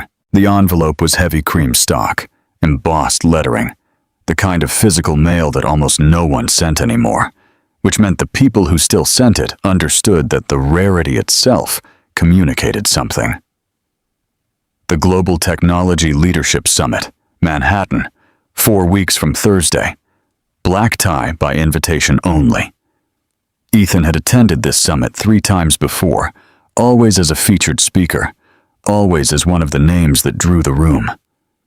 This year, he had not been asked to speak. The invitation was general admission, the kind sent to people who mattered enough to include, but not enough to feature. That alone told him everything about how far his reputation had fallen in 8 weeks. He set the invitation aside. Priya lingered in the doorway. "There's something else," she said. "About the summit." He looked up. "Charlotte Hayes is listed as a keynote speaker," she said. She said it quickly, the way you say something that you know will land hard and want to get past as fast as possible. "She's closing the evening session. The announcement went out this morning. It's already generating a lot of coverage." Ethan picked up the invitation again. He looked at it for a long time. "Clear my schedule for that Thursday," he said. Priya nodded and left without another word. He put the invitation in his desk drawer. He did not take it out again, but he thought about it every single day for the next 4 weeks. He thought about it while reviewing the damage reports that crossed his desk with increasing frequency. More supplier withdrawals, more investor departures, the quiet exodus of mid-level executives who had begun sensing which direction the wind was blowing and were updating their resumes accordingly. He thought about it during the board meeting where 3 directors asked with the polite brutality of people who had made their decision before sitting down whether Ethan had considered bringing in external leadership to stabilize the company. He thought about it at night, in the house that echoed now. In a way it never had when Charlotte was in it, when the silence had enough weight to it, that it felt almost like a presence of its own. He thought in those quiet hours about what Marcus had told him. He thought about Cornerstone Ventures and the $2.4 million that had arrived at the exact moment his company was dying. I thought about a dinner somewhere in year 2 of their marriage, when Charlotte had asked him casually over pasta, with the tone of someone making idle conversation, how he would handle a logistics failure if his primary supplier ever went dark without warning. He had answered in the confident, dismissive way. He answered most of her questions about his business, because he had believed without ever examining the belief that her interest was decorative, that she was asking because spouses asked, not because she was already thinking 3 steps ahead of a problem he hadn't yet seen coming. She had been mapping his vulnerabilities, not to exploit them, to protect him from them. The thought arrived differently each time it came, sometimes as grief, sometimes as something that felt embarrassingly close to awe, sometimes as a cold, specific fury, directed entirely at himself. He poured himself a drink on those nights and did not sleep much. 4 weeks passed. The summit arrived. He put on his best suit. The charcoal one, the one Charlotte had once told him made him look like a man who had earned the room, and he went. The venue was a converted landmark building near Central Park, the kind of space that had been rented for this event at a cost that communicated the summit's own opinion of its importance. Ethan arrived early enough to claim a position near the center of the room, where he could see the stage and the entrance both. He ordered a sparkling water he didn't drink. My small talk with 2 venture capitalists who seemed slightly uncertain of how to interact with him now, whether to treat him as the power player he had been 6 months ago, or the diminished figure the financial press had spent 8 weeks describing. He smiled. He was charming. He performed with considerable skill the version of himself that still believed he was in control. At 7:15, the room had filled to perhaps 300 people. Presidents of companies, heads of sovereign wealth funds, 3 sitting senators, a former Secretary of State. The specific density of influence in the room was the kind you could almost feel physically. A pressure in the air, a heightened quality of attention. The collective awareness of people who understood that what happened in rooms like this rippled outward into the world in ways ordinary rooms did not. Ethan was working through a conversation with a hedge fund manager when he felt it. Not heard it. Felt it. A shift in the room's energy. A change in the direction of attention. Subtle at first, then sudden and complete. The way a school of fish turns in the water. Conversation stopped mid-sentence. Heads turned. The ambient noise dropped by half in the space of 3 seconds. Ethan turned. Charlotte walked in at 7:19. She was not alone. There were 2 aides behind her, and to her left, Richard Hayes himself, 71 years old, and carrying the absolute unhurried authority of a man who had been the most powerful person in every room he had ever entered for 50 years. But it was Charlotte that the room was responding to, and Ethan understood with a force that was almost physical. Why? She wore midnight blue structured architectural, the kind of dress that required someone who knew exactly who they were to wear it without the dress wearing them. Her hair was down for the first time, and he tried to remember the last time he had seen her hair down at a public event, and could not. Her posture was the same as it had always been, straight, unhurried, present, but the frame around it had changed entirely. The invisible apology she had always seemed to carry in public, the slight diminishment, the careful not taking up of space, was simply gone. What was there instead was something Ethan recognized from boardrooms and negotiating tables, and the faces of the very few people who had truly arrived at certainty about who they were. She looked like someone who had come home. The room moved towards her, the way water moves toward a drain, not chaotically, but with the helpless directional pull of something obeying a law of nature. A senator was first extending his hand, saying something that made Charlotte smile. Not the careful, managed smile Ethan had watched her deploy for 11 years at events like this, but something real, something that reached her eyes. Then a sovereign fund director. Then 2 tech executives, whose names appeared on the covers of the same magazines. Ethan's name had appeared on 6 months ago. Then the former Secretary of State physically crossed the room to reach her. Ethan stood perfectly still. His sparkling water was still in his hand. He had not moved around him. The conversations had resumed, but their texture had changed. They were about her now, about who she was, about the announcement that was apparently coming, about the fact that Richard Hayes himself was here, which meant this was not simply a keynote speech, but something larger, something that the people in this room who paid attention to the movements of real power had already been tracking with considerable interest. Ethan heard fragments. Hayes Nexus. The prototype data they released last month is extraordinary. Richard's been positioning this for years. Apparently, she was always the plan. I heard the platform integrates logistics, AI, and infrastructure in a way that makes most current enterprise systems look like. He stopped listening because Charlotte had looked up. Across the room, through 300 people and a decade of accumulated damage, her eyes found his. She didn't look away. Neither did he. For 5 seconds, maybe 10, they simply looked at each other, and in those seconds, Ethan felt the full, unmanageable weight of everything he understood now that he had not understood before.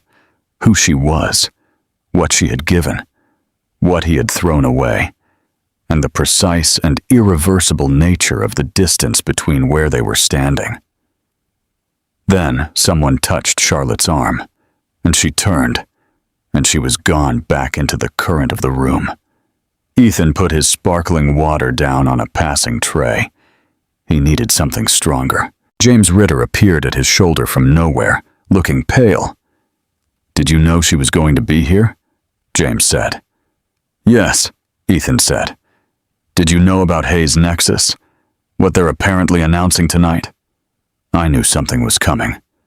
He had known for 3 weeks since an analyst report had circulated in the financial press about a new platform being developed under the Hayes Global umbrella, a platform that, according to 3 independent technical reviewers who had seen early demonstrations, represented a genuinely new architecture for enterprise logistics and AI integration.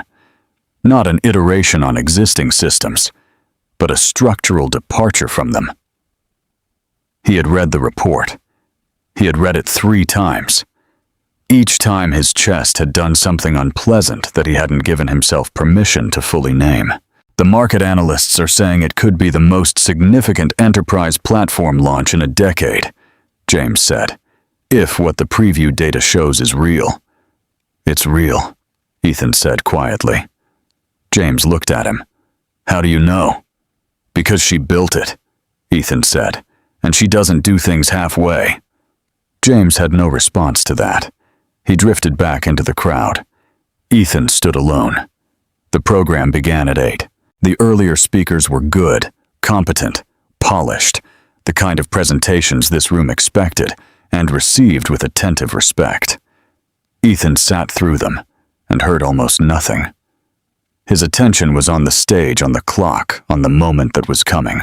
At 9:40, the MC, a smooth-voiced journalist who hosted a prominent financial television program, stepped to the microphone and said, "Our final speaker tonight needs very little introduction, though I suspect most of you are about to discover that what you thought you knew about her was considerably less than the full picture. Please welcome Charlotte Hayes." The room applauded. Charlotte walked onto the stage. She stood at the podium and looked at the room, and for a moment she said nothing, just looked with a composure so complete it functioned as its own form of command. 12 years ago, she said, and her voice through the speakers was clear and measured and entirely without performance. "Someone told me that the most powerful thing a person can do is choose to be invisible, to operate without credit, to build without taking up the space that building usually demands." She paused. "I spent a long time believing that was wisdom. I spent a long time living by it." The room was absolutely silent. "I don't believe it anymore," she said, and she began. What followed was 40 minutes that Ethan would, for the rest of his life, struggle to describe accurately. Not because it was technically beyond his understanding, but because the technical content was almost secondary to the experience of watching Charlotte Hayes stand in front of 300 of the most powerful people in the world and be simply and completely, and without a single moment of apology herself. Hayes' Nexus, as she described it, was not a product. It was an infrastructure, a platform that integrated global logistics management, predictive AI, real-time supply chain response, and cloud architecture into a single unified system that operated at a scale no existing enterprise technology had achieved. She had spent 4 years developing it, she said. 4 years during which she had maintained the quiet life that certain people in this room might remember her from. 4 years during which she had attended corporate galas as a background figure, smiled politely at people who looked through her, and gone home every evening to the work that actually consumed her. At the 20-minute mark, she unveiled the preliminary performance data. Ethan heard the sound the room made when the numbers appeared on the screen behind her. It was not applause.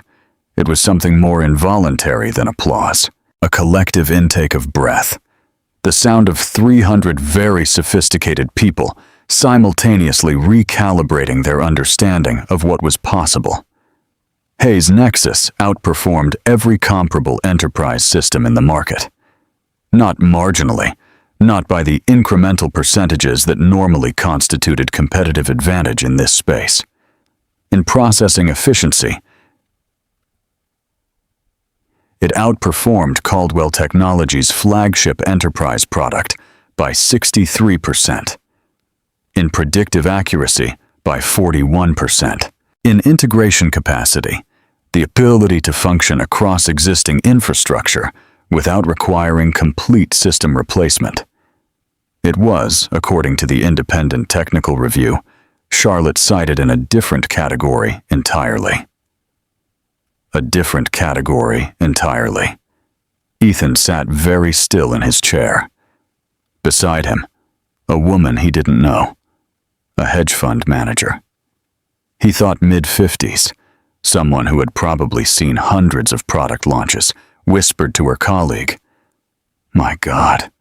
At the 35-minute mark, Charlotte announced the first wave of enterprise clients who had already signed agreements with Hayes Nexus. The list appeared on the screen. Ethan read it and felt the room tilt. 4 of the names on that list were companies that had terminated contracts with Caldwell Technologies in the past 8 weeks, not because they had been pushed away, because they had been pulled towards something better, something that had been coming for years.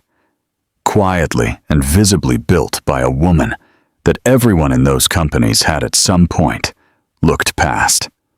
The applause when Charlotte finished was not the polite, professional applause of a summit audience acknowledging a competent presentation. It was the response of people who understood they had watched something that mattered, something they would describe to other people tomorrow, something that had shifted a landscape they operated within. Charlotte stood at this podium as the applause continued, and she nodded once, gracious, unhurried, entirely at ease. And Ethan thought, watching her, that he had never in 11 years of marriage seen her look like this, had never given her the space, or perhaps the reason to look like this. She stepped back from the podium. She found him in the crowd immediately, as though she had known exactly where he was sitting for the entire 40 minutes. Their eyes met again across the room, across everything. He stood up. She held his gaze for one moment, just one, and then she turned to speak to Richard, who had appeared at her side, and the moment closed. Ethan moved through the crowd toward her. He didn't have a plan. He didn't have prepared words. He had nothing except the urgent, disorganized understanding that he needed to be close enough to speak to her, that he could not let this night end with the distance of a gaze across a ballroom as the sum total of what passed between them. It took him 6 minutes to reach her, because 6 minutes was how long it took to navigate through 300 people all moving in the same direction. He was stopped twice, once by a former business associate offering condolences about the company's performance with the particular relish of someone who had always resented him, and once by a journalist who wanted a quote about Hayes Nexus and whether he saw it as competitive to his own platform. Significantly, Ethan said, and kept moving. He reached her. She was between conversations a brief open moment, her aide 2 steps to the left, her father engaged with a senator nearby. "Charlotte," he said. She turned. Up close, the composure was the same as it had always been, and also not the same at all. It was the composure of someone who was no longer managing anything, who had nothing to protect, nothing to hide, nothing to fear from whatever he might say. "Ethan," she said. His throat was tight. There were 1,000 things he had rehearsed in various forms over the past 8 weeks. None of them came. What came instead was, "Why didn't you tell me?" Charlotte looked at him steadily. "Which part?" she said. Any of it? He said, your family, what they built, what you did for the company for 11 years. Why didn't you tell me? She was quiet for a moment. Around them, the room moved and breathed and laughed, indifferent to the conversation happening in its center. I told you the parts that mattered, she said. I told you I believed in you. I told you I was proud of what you were building. I told you I said it directly. Ethan, more than once that you were undervaluing the people closest to you. She paused. You didn't want to hear it. You heard what fit the story you'd decided was true. That's not a failure of communication. That's a failure of attention. The words landed cleanly. Not Croy. She wasn't delivering them with cruelty. She was simply saying true things in the tone of someone for whom the time for softening true things had passed. I know, he said. And he did know. That was the specific agony of it. Not that she was wrong, but that she was entirely right, and that understanding it now was perfectly, completely useless. I'm sorry, he said. Something moved through her expression. Brief, real, gone. I know you are, she said. Is there? He stopped. Started again. Is there anything? Ethan? Her voice was gentle now, and the gentleness was somehow worse than anything else she could have offered, because it was the gentleness of finality, the tone of someone who has fully grieved something and arrived at the other side of it. I spent 11 years being sorry on your behalf for every person you dismissed, every moment you took without gratitude, every time you stood in a room full of people who loved you and looked straight through them. She met his eyes. I can't do that anymore. I don't have anything left to apologize for, and neither do you really. What's done is done. His jaw was tight. That's it, he said. 11 years. And that's 11 years, she said. And you signed the divorce papers in under 24 hours, offered me $20 million like I was a vendor you were settling a contract with, and laughed when I told you to be careful. She said it without heat, without bitterness, with the flat, clean precision of someone stating facts. I'm not punishing you, Ethan. I want you to understand that what's happening to your company isn't punishment. It's consequence. There's a difference. He stared at her. I never needed your money, she said. I never needed your connections, or your validation, or a place on your magazine covers. I wanted. She stopped, and for just a moment, one real unguarded moment, something behind her eyes cracked slightly. Not enough to break, just enough to show that it had been there, the want, the hope, the years of it. I wanted your respect, she said. That's all, just that. The words went through him like something physical. Before he could respond, before he could find anything that came close to adequate, Charlotte's aide stepped forward and murmured something in her ear. She nodded. She looked at Ethan one final time. Take care of yourself, she said, and she meant it. He could hear that she meant it, and that was perhaps the hardest part, that after everything, she still meant it. She turned and walked toward the group of industry leaders who were waiting to speak with her, and Ethan stood in the center of the room and watched her go. His phone buzzed. He looked at it mechanically.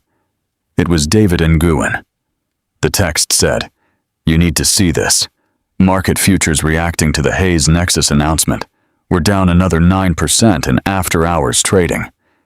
He put the phone in his pocket without responding. He looked at Charlotte across the room, now surrounded, animated, fully and completely in her element. And he understood something he hadn't fully understood before that moment. This was not about him anymore. It had stopped being about him the moment she signed those papers. She hadn't dismantled his empire to hurt him. She hadn't built hers to defeat him. She had simply stopped holding things together, for someone who had never bothered to notice they were being held. And then she had gone on to build something real, something that was hers entirely. And finally, hers built on her own name, her own intelligence, her own years of quiet, patient preparation. He had been a chapter. She was writing an entirely different book now. He walked out of the venue alone, ahead of the crowd, into the city night. Behind him, through the closed doors, he could hear the sound of the room still alive, still responding to her, the energy of it carrying through the walls. He stood on the sidewalk and listened to it for a moment. Then he put his hands in his pockets and walked toward the street to get a car. His phone buzzed again. He didn't look at it. There would be time for that, for the damage reports, and the investor calls, and the board meetings, and the lawyers, and everything else that was waiting for him on the other side of this night. There would be time for all of it. But right now, standing on a sidewalk in Manhattan, while the city moved around him in its relentless, indifferent way, Ethan Caldwell understood with a completeness and a clarity that no amount of money or success or applause had ever given him exactly what he had lost, and exactly how much of it had been his own doing. The car arrived. He got in. He said nothing to the driver. He watched the lights of the city move past the window and thought about a woman in a midnight blue dress who had looked at him across a crowded room with eyes that held not a single trace of uncertainty. And he rode in silence back towards a life that was waiting for him, a life that was about to get considerably harder. The morning after the summit, Ethan's phone had 47 unread messages by the time he woke up at 5:43. I didn't reach for it immediately. He lay in the dark of the bedroom and stared at the ceiling and listened to the silence of the house which had developed over the past 3 months, its own specific quality, not the comfortable silence of a home at rest, but the hollow, resonant silence of a space that had lost something it was built around. He had stopped noticing it for a while. Tonight, he noticed it completely. He reached for the phone. The messages arranged themselves in order of severity, the way bad news always does when it accumulates overnight without anyone to intercept it. David and Green had sent 6. James Ritter had sent 4. His personal attorney had sent 2, which was unusual enough to make his chest tighten. Patricia S. had sent 1 at 2:17 in the morning, which said only, "Call me when you're up. It's not good." And there were also 11 messages from journalists, and 1 sent at 11:58 the previous night from a number he didn't recognize, which contained only a link to a financial news article and no accompanying text. He clicked the link. The headline read, "He's Nexus Launch Trigger Sector Route, Caldwell Technologies loses 31% in after-hours trading." 31%. He put the phone face down on the nightstand. He lay there for exactly 40 seconds, which was how long it took him to calculate in rough terms what 31% of his remaining market capitalization represented. The number he arrived at was large enough and specific enough that it had a physical quality, a weight that settled somewhere between his sternum and his stomach, and stayed there. Then he got up because lying in the dark was not something he was capable of for very long. He showered, he dressed, he made coffee with the focused, methodical attention of a man performing normally as an act of discipline. He called David at 6:15. David answered immediately, which meant he hadn't slept. "Tell me," Ethan said. The after-hours number stabilized around 28%. David said it could recover partially when the market opens, but the analyst reports that went out after midnight they're not good, Ethan. 3 major firms downgraded us to sell overnight. One of them called Hayes Nexus a structural disruption to the enterprise AI sector, and named us specifically as the company most exposed. Most exposed, Ethan repeated. Our flagship product overlaps with Hayes Nexus in every primary category. We're not their only competitor, but we're—" David paused. "We're the most visible one. The press has already started framing it as a direct competition. Charlotte versus you. The ex-wife and the—" He stopped himself. "Say it," Ethan said. "The ex-husband whose company is in free fall," David said quietly. "I'm sorry. That's how they're framing it." Ethan's jaw worked. "What does the board look like?" he said. A pause that lasted 2 seconds too long. "I got a call from Gerald Marsh at 10 last night," David said. Gerald Marsh was the lead independent director on Caldwell Technologies board, a 64-year-old former Fortune 500 CEO who had been with the company since its IPO and who communicated exclusively in understatement. He said he thought it would be constructive if you and he had breakfast before the week was out. Ethan knew what that meant.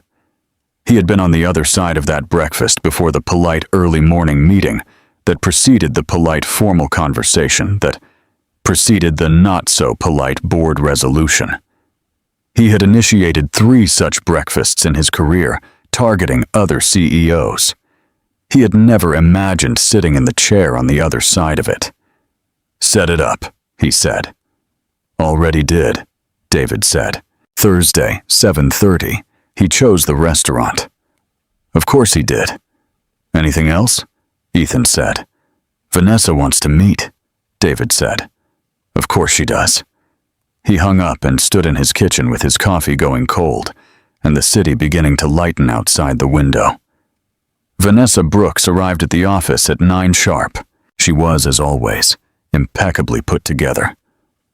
The kind of composure that had always read to Ethan as strength, and that he now understood with the specific clarity of someone who had recently been in the presence of the real thing, was something considerably more fragile.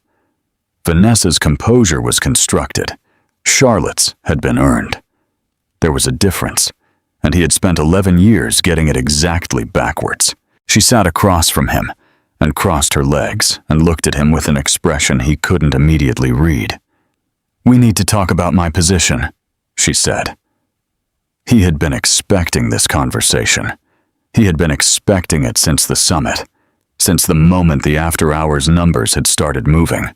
He had known with the certainty that comes from understanding how certain people operate, that Vanessa would time her exit with precision, not too soon, which would look reactive, and not too late, which would look desperate, but at exactly the moment when leaving, still carried the appearance of choice.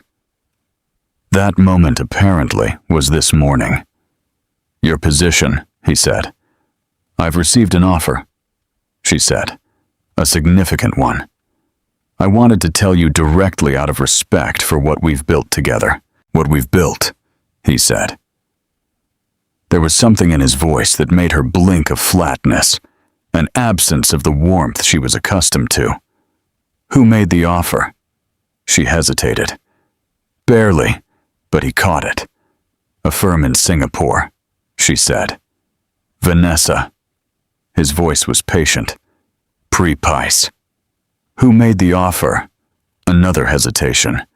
"He's Nexus," she said. The words sat between them.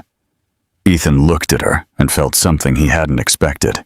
Not betrayal, not anger, not even the particular humiliation of watching someone choose the competition. What he felt was something close to exhaustion, a tiredness so complete it had moved past emotion into something more like clarity. "Of course," he said, "it's a remarkable opportunity."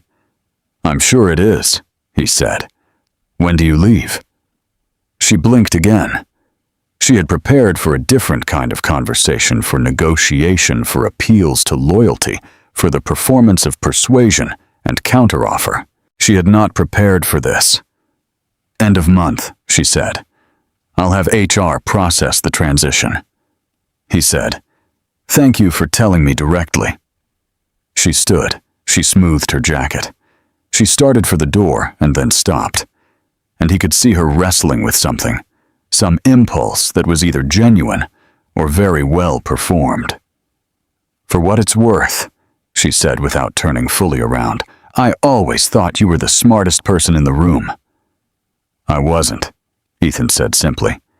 She left. He sat alone. By noon, 2 senior vice presidents had submitted formal resignations. By 3 o'clock in the afternoon, a third had followed. Each resignation letter cited personal career development and new opportunities, and each one was a small, clean knife to the same wound delivered with corporate politeness and timed, he suspected, with an awareness of the current direction of the wind. Marcus appeared in the doorway at 3:40. 3 VPs in one day, he said. "I know," Ethan said. "The engineering team is spooked. There are conversations happening in the hallways that weren't happening a month ago." Marcus came in and sat down uninvited as always. "People are updating their LinkedIn profiles. I know that too." "What's the plan?" Marcus said, not challengingly, genuinely, with the tone of a man who was still there, still present, still asking, which was itself remarkable given the circumstances, and which Ethan registered imperfectly and belatedly as exactly the kind of loyalty he had spent 11 years failing to properly value. "The board is going to move by the end of the month," Ethan said. "Marsh wants breakfast Thursday. That's the setup." And I'm going to that breakfast," Ethan said. "And I'm going to listen. And I'm going to make whatever decisions need to be made." He looked at Marcus. "I'm not going to fight it if that's what you're asking. I'm not going to dig in and make this uglier than it has to be." Marcus studied him. "That doesn't sound like you," he said. "No," Ethan agreed. "It doesn't." Something passed across Marcus's expression, something between surprise and a sorrow that had no clean name. "She really got to you," Marcus said, not unkindly, just observationally the way Marcus said most things. "She told the truth," Ethan said. "That's all. She just told me the truth, and I finally heard it." He paused. It only took losing everything. Marcus had nothing to say to that. They sat in the quiet of the office, and outside the city continued its business. And somewhere across the market in real time on screens that Ethan no longer needed to check because the number was already in his body, already part of the ongoing education he was receiving.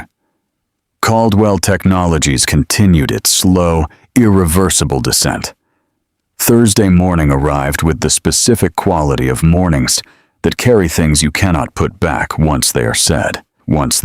Gerald Marsh was already seated when Ethan arrived, which communicated in the precise language of power dynamics that Marsh had arrived early to claim the psychological ground.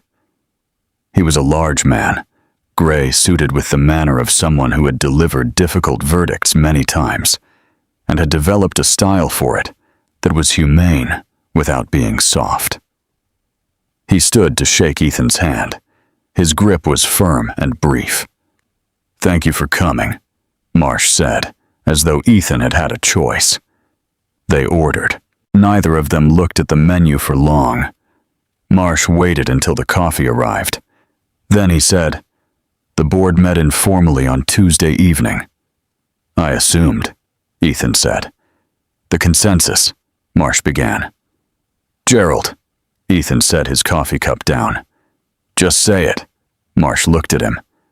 And something in his expression, some small, genuine thing, shifted.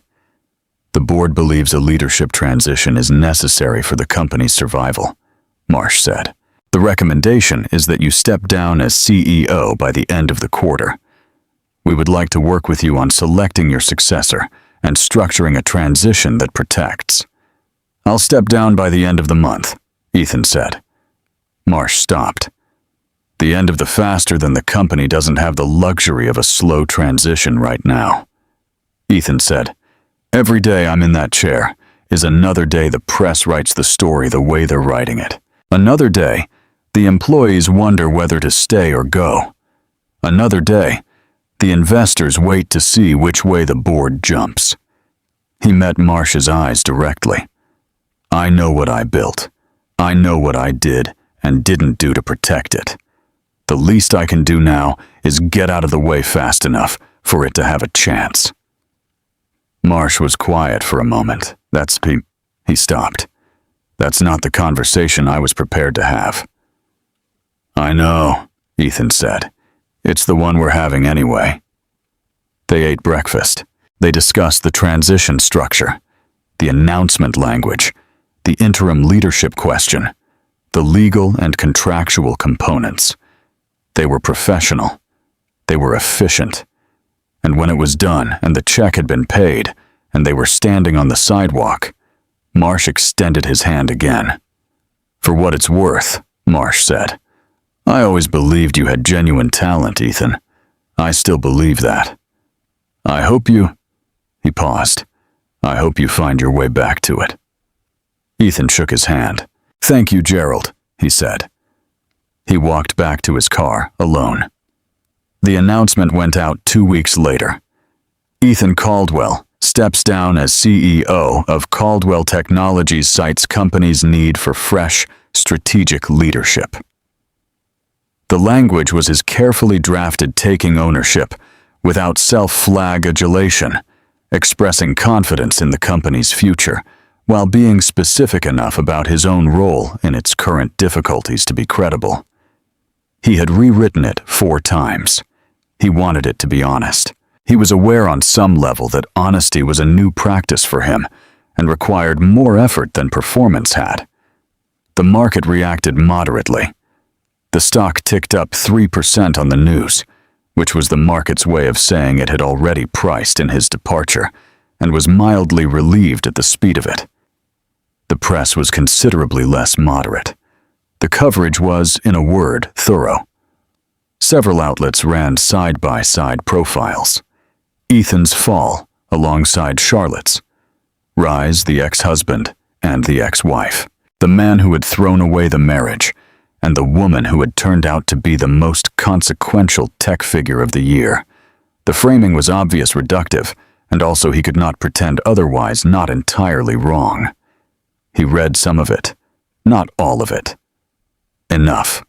One profile in a business magazine he had been featured in twice before contained a line that he read 3 times, and then set the magazine face down on his desk.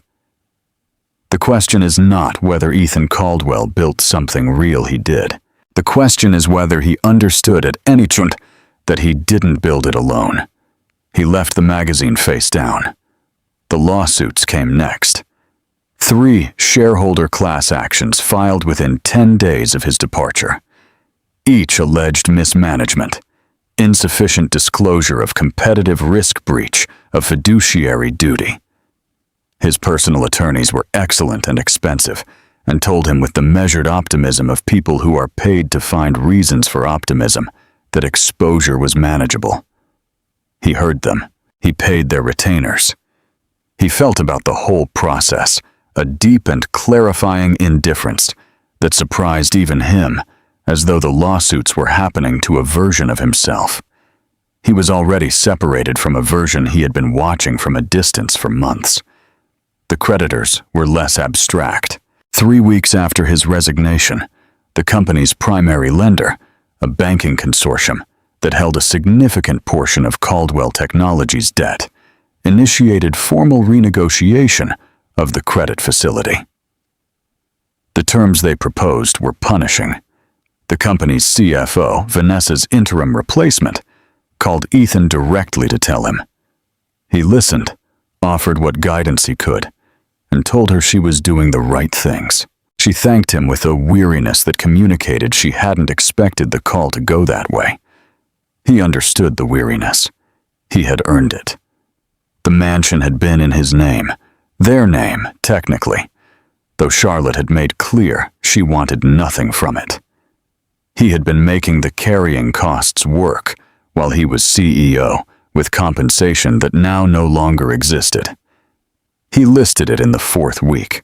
His realtor, a cheerful, professional woman, who specialized in exactly this type of transaction and had clearly had a briefing about the circumstances, told him it was a seller's market and he would recover most of his equity. He nodded. He walked through the rooms one last time the evening before the listing went live.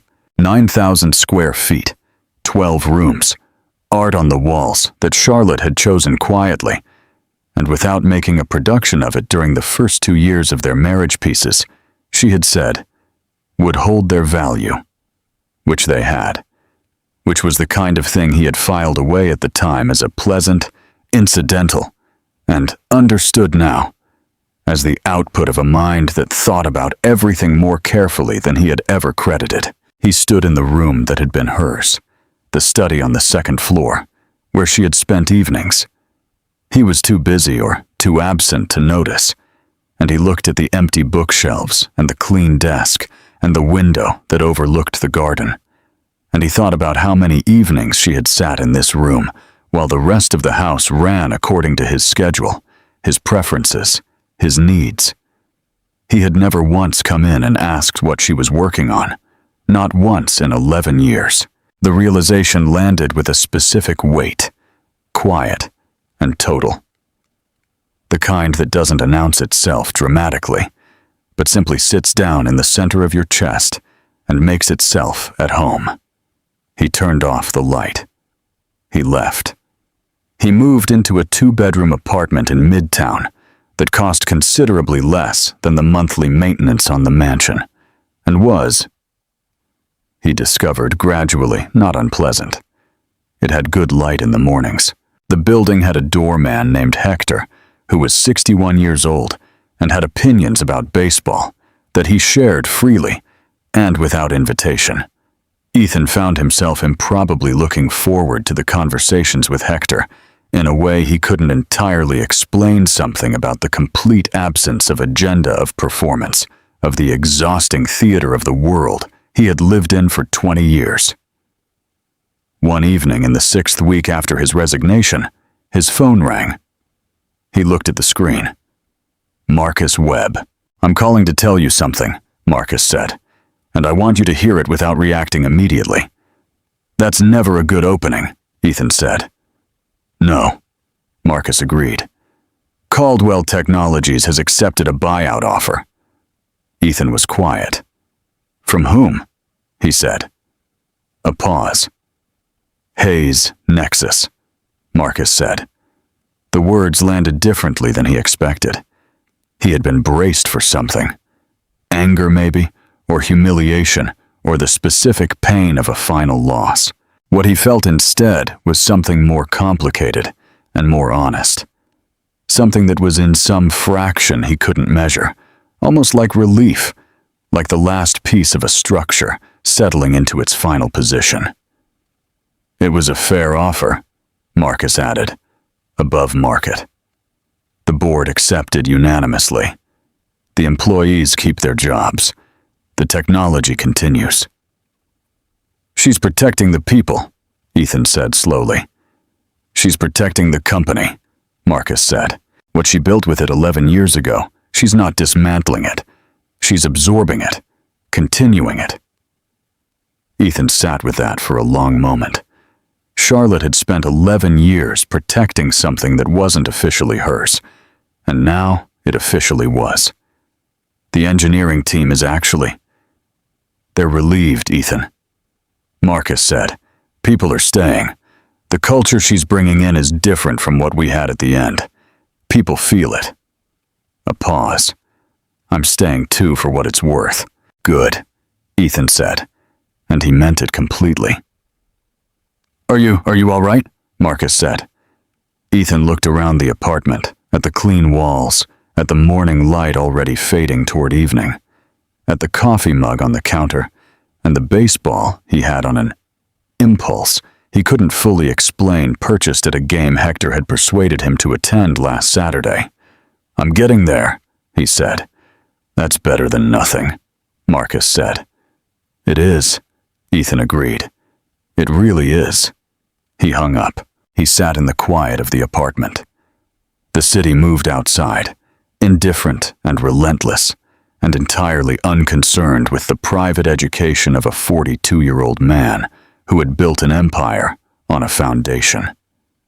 He never took the time to understand and lost it in the time it took to realize what had been holding it up. He picked up his coffee.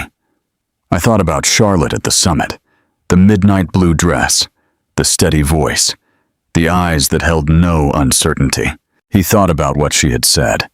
I never needed your money. I only wanted your respect. He thought about 11 years of dinners where she had asked questions he hadn't answered, of galas where he had stood 40 feet away and chosen performance over presence, of a woman who had sat in a study on the second floor of a house he no longer owned and worked quietly on something that would outlast everything he had built. He thought about the check she had refused, $20 million. The number had felt like generosity when he offered it. He understood now what it had actually been, a price tag. He had put on 11 years of invisible work, on a love that had propped up his entire life, on a woman whose name he had not thought to put beside his own, on anything ever in 11 years. She had looked at that number and left it on his desk, not out of pride, out of accuracy, because $20 million was not even close to the right number, and they had both known it, and she had refused to pretend otherwise. He sat in his apartment and felt for the first time in as long as he could remember something other than fear or anger or the urgent performance of confidence. He felt very simply and without drama ashamed, not the public shame of the press coverage or the board meetings or the shareholder suits. The private kind, the kind that sits with you in quiet rooms, the kind that is, if you let it, the beginning of something better. Outside, a cab horn sounded. Someone laughed on the street below. The city went on, and Ethan Caldwell sat in the gathering dark of his smaller, quieter, more honest life, and he began slowly, imperfectly, without any guarantee of success, the hardest work he had ever attempted. The work of understanding who he had been and deciding at last who he intended to become. The first real winter, after everything collapsed, was the coldest Ethan could remember, though he understood in the clearer part of his mind that the cold was partly internal. He had developed a routine, the kind of routine that forms not from ambition, but from necessity, from the understanding that structure is what keeps a person functional when the larger architecture of their life has been dismantled. He woke at 6. He made coffee. He walked 40 blocks through the city before the morning crowds thickened, because walking was the one activity that quieted the noise in his head to a manageable level. He came back. He read. He worked on the consulting projects that had begun trickling in smaller companies' earlier stage situations. Founders who needed someone who had been at the top and fallen and could therefore speak honestly about both. He charged reasonable fees. He did good work. He did not pretend to be something he was no longer. Hector the doorman had begun saving him a section of the morning paper, the actual physical paper, which Hector maintained was the only way to read news without being manipulated by an algorithm. Ethan had started reading it. He had started improbably agreeing. It was not the life he had planned. It was not the life he had built toward for 20 years, but it was.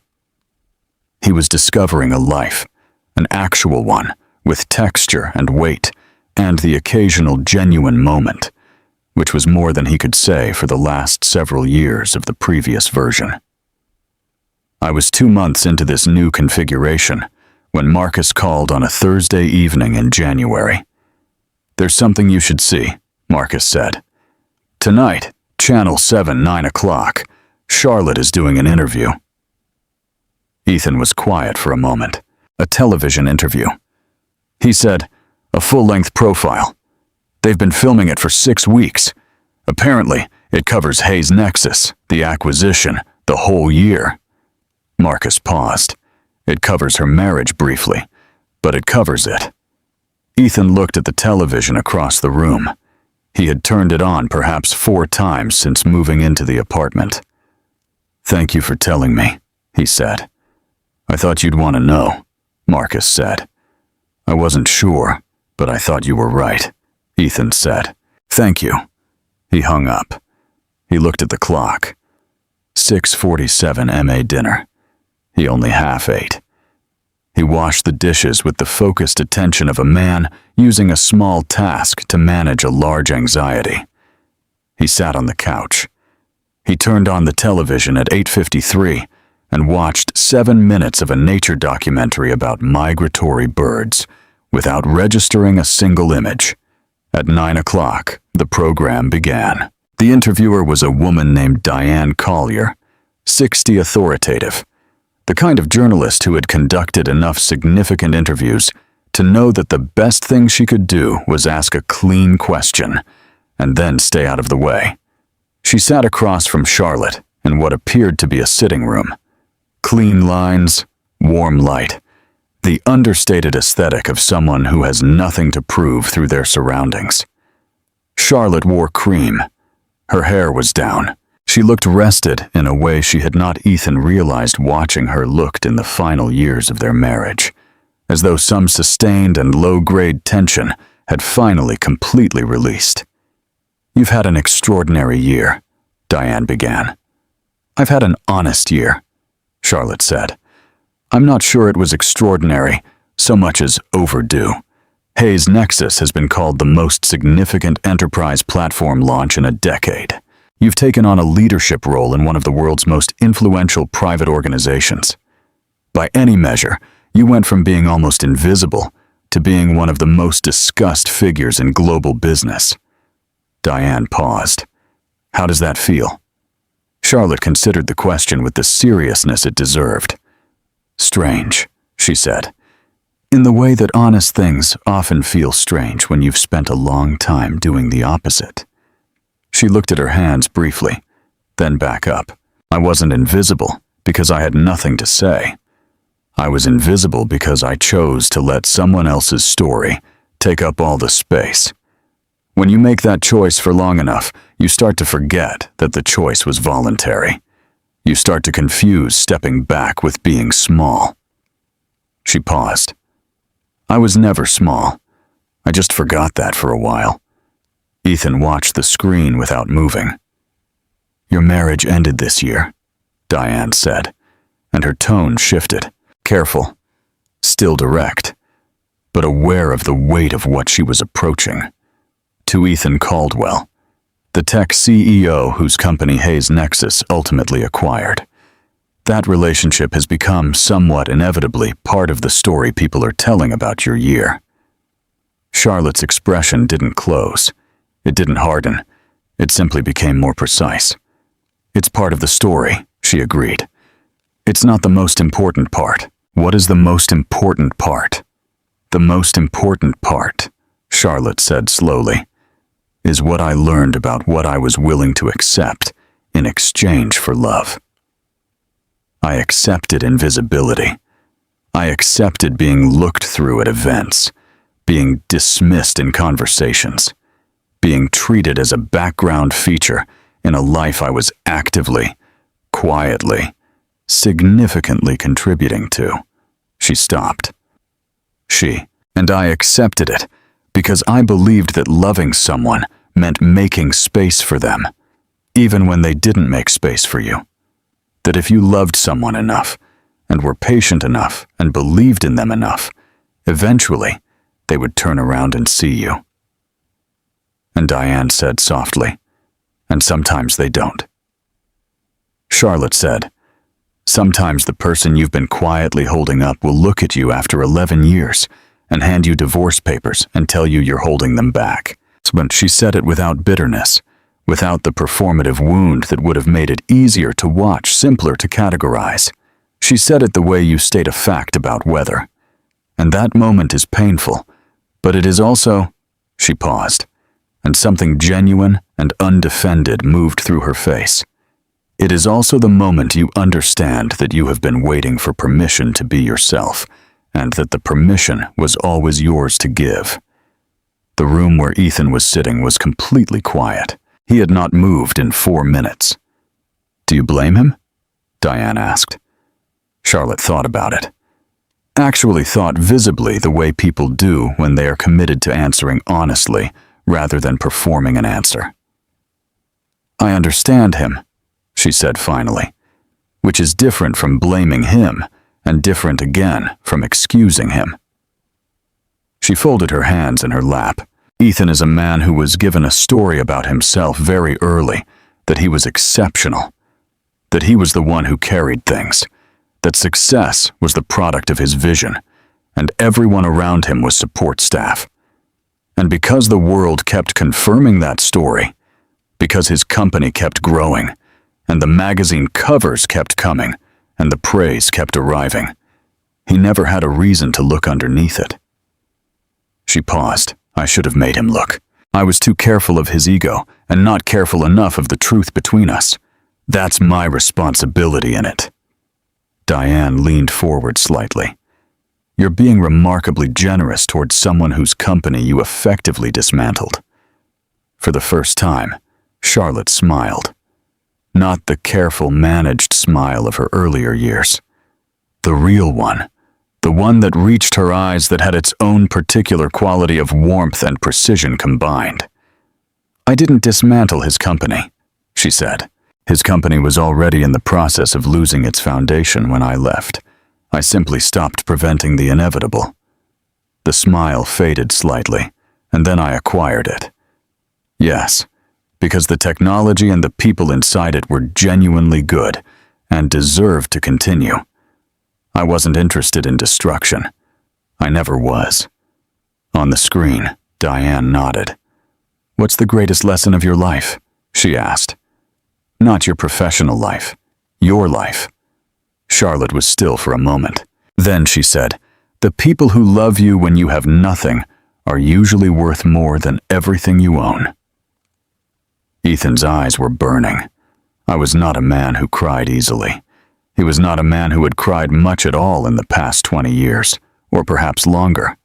But something in those words, in the directness of them, in the absolute absence of drama with which she delivered them, bypassed every defense he had ever constructed, and landed somewhere central and unprotected. He pressed the back of his hand briefly against his eyes. He breathed. The interview continued.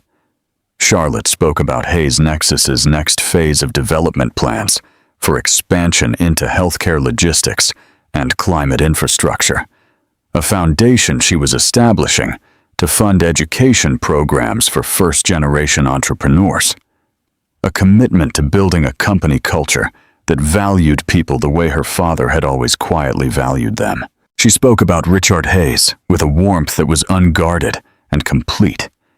She spoke about the team she was assembling, the decisions she was making, the kind of leader she intended to be. She did not mention Ethan again. She didn't need to. He had been present in the whole conversation, in the shape of the lesson, in the outline of the before and after, without ever being named again. He understood that this too was a kind of grace on her part. She could have named him more. She had chosen not to. He turned off the television when the interview ended. He sat in the silence. After a long time, he picked up his phone. He opened Charlotte's contact. He looked at it for a while.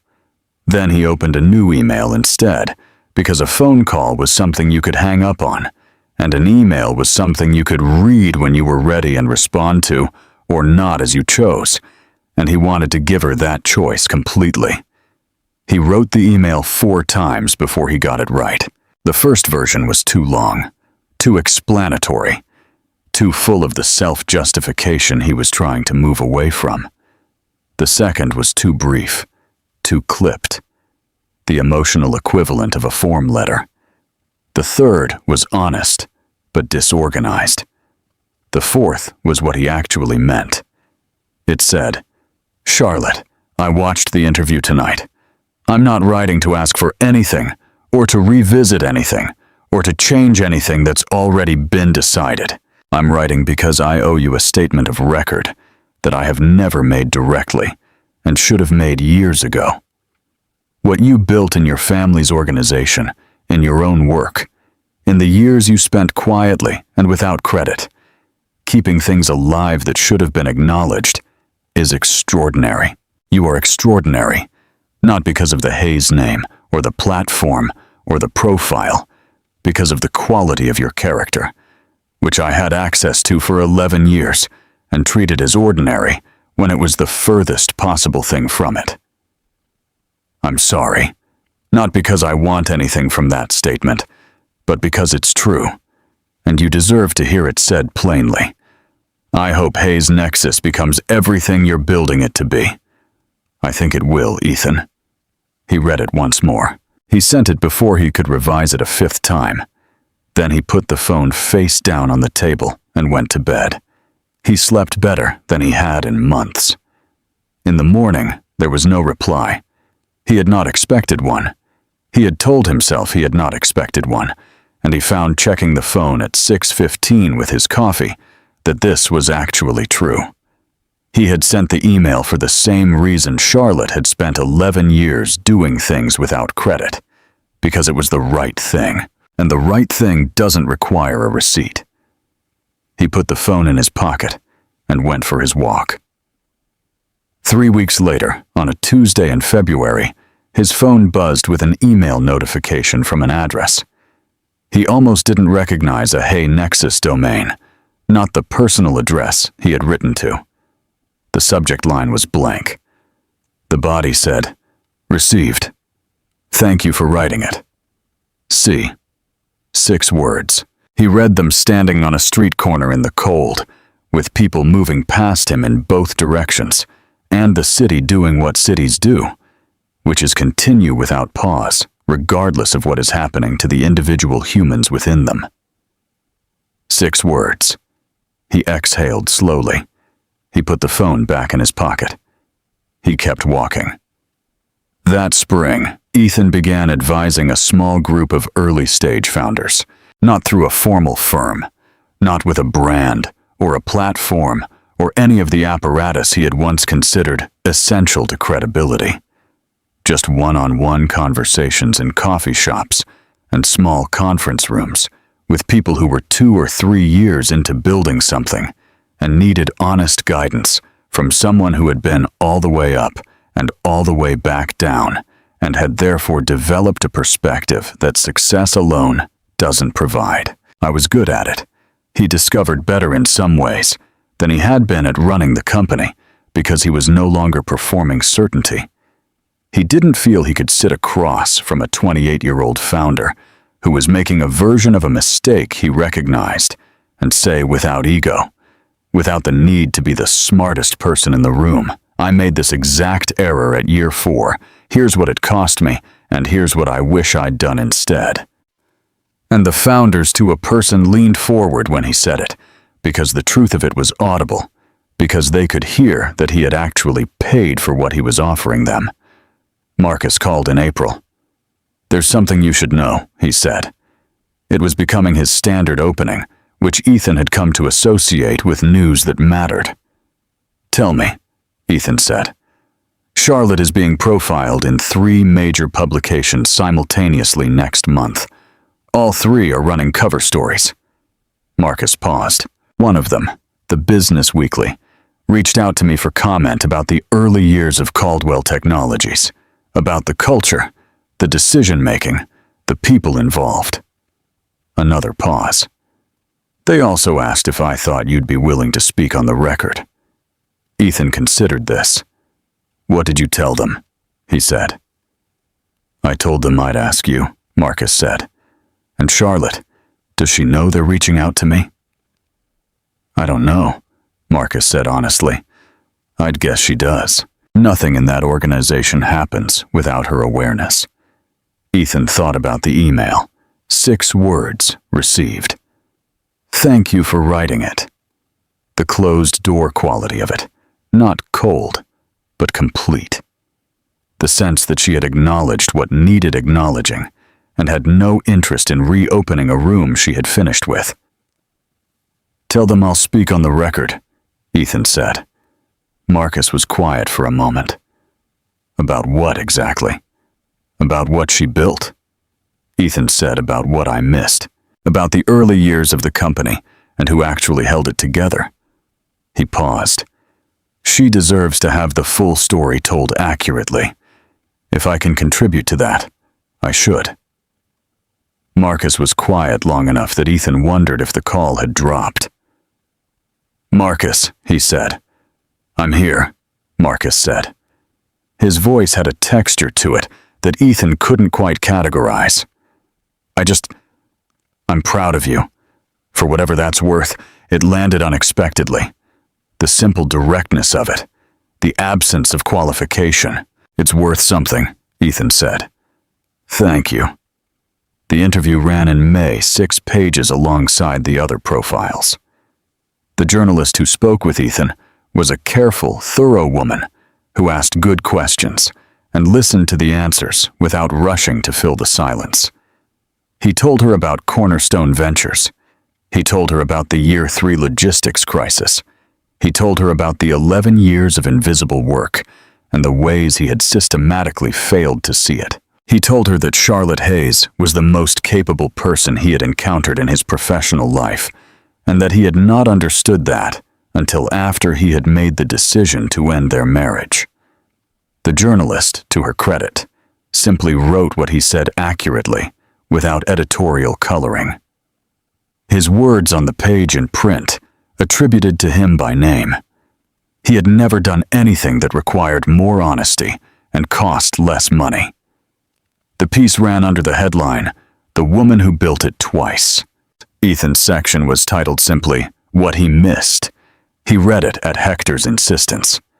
Hector had inexplicably found and purchased a copy the morning it came out, and left it folded to the right page on the lobby desk, with a sticky note that said, "Good man," which Ethan thought was perhaps the most generous 2 words anyone had offered him all year. Summer came. Ethan was consulting with 6 founders now. He had turned down 2 others, one because the product had ethical dimensions. He wasn't comfortable with one, because the founder was recognizably a version of who Ethan had been at 35, and was not yet ready to hear anything other than confirmation of his own genius, and there was no useful work Ethan could do for someone in that particular place. He had referred them both to others. He had done it without drama. He exercised. He read. He went to 2 baseball games with Hector, who knew every statistic about every player with the passion of someone who had found in this one domain a complete and guilt-free joy.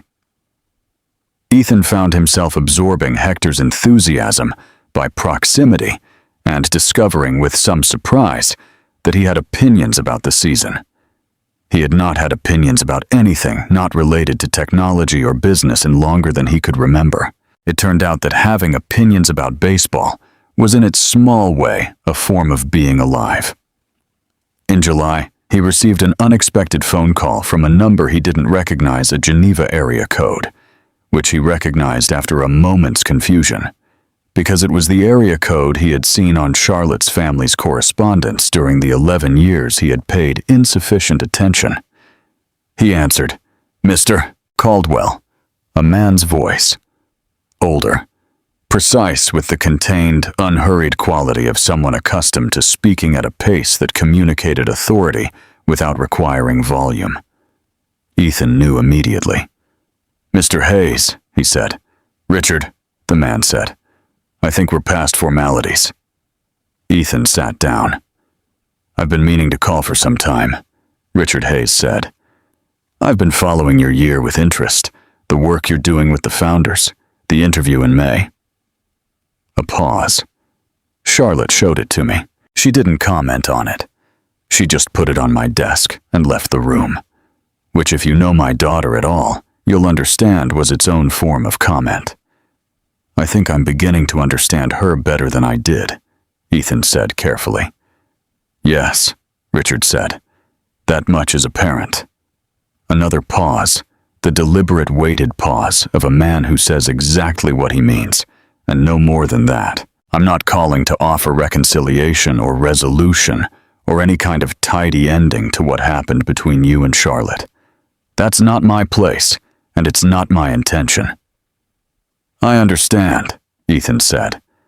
"I'm calling because I've been in this business for 50 years, Richard said, "and I've watched a great many men reach the top of significant enterprises and believe with complete sincerity that they got there by themselves. And I've watched what happens to those men when the scaffolding around them is removed." He stopped.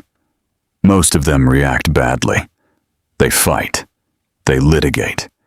They find someone to blame and prosecute that blame for years.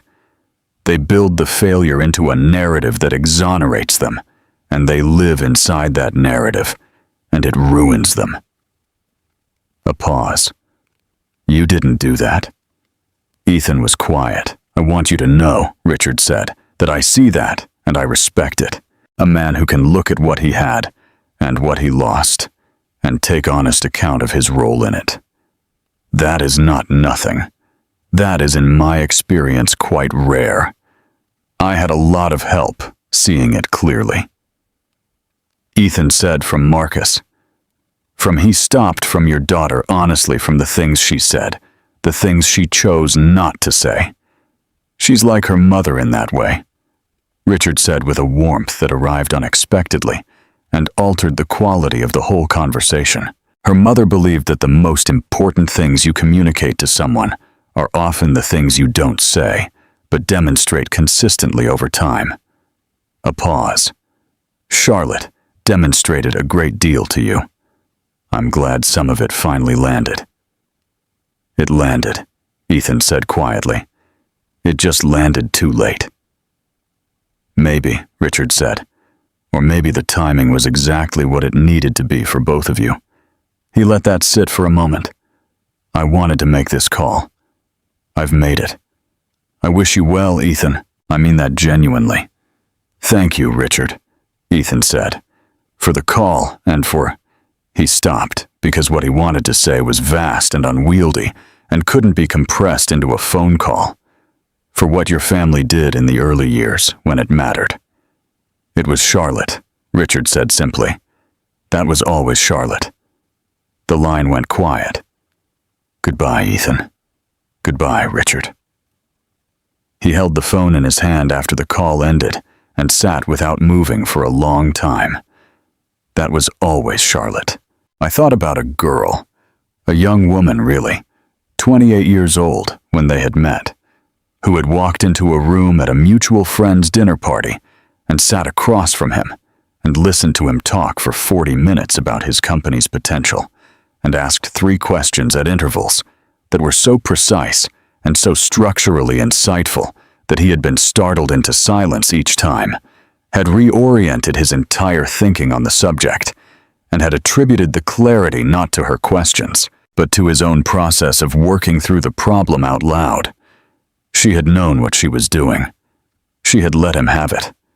She had been from the very beginning exactly who she was. And he had spent 11 years editing her down to something smaller that was easier to categorize. That was always Charlotte. In October, a year and 2 months after she had signed the divorce papers in his office, Ethan attended a small conference, genuinely small, 40 people, focused on ethical frameworks in AI development.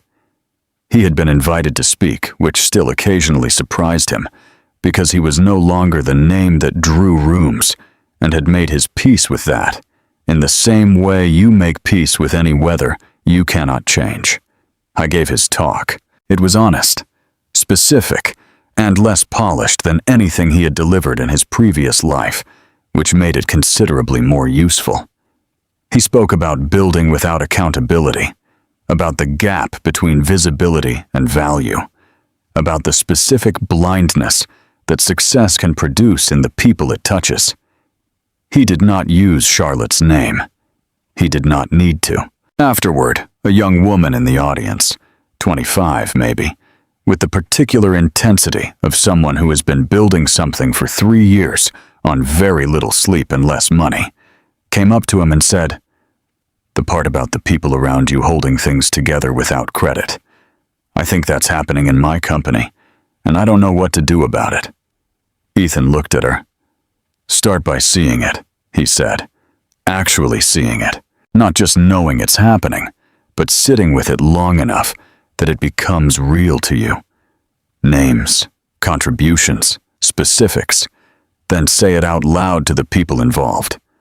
Not in a meeting, not in a memo. Directly. Face to face."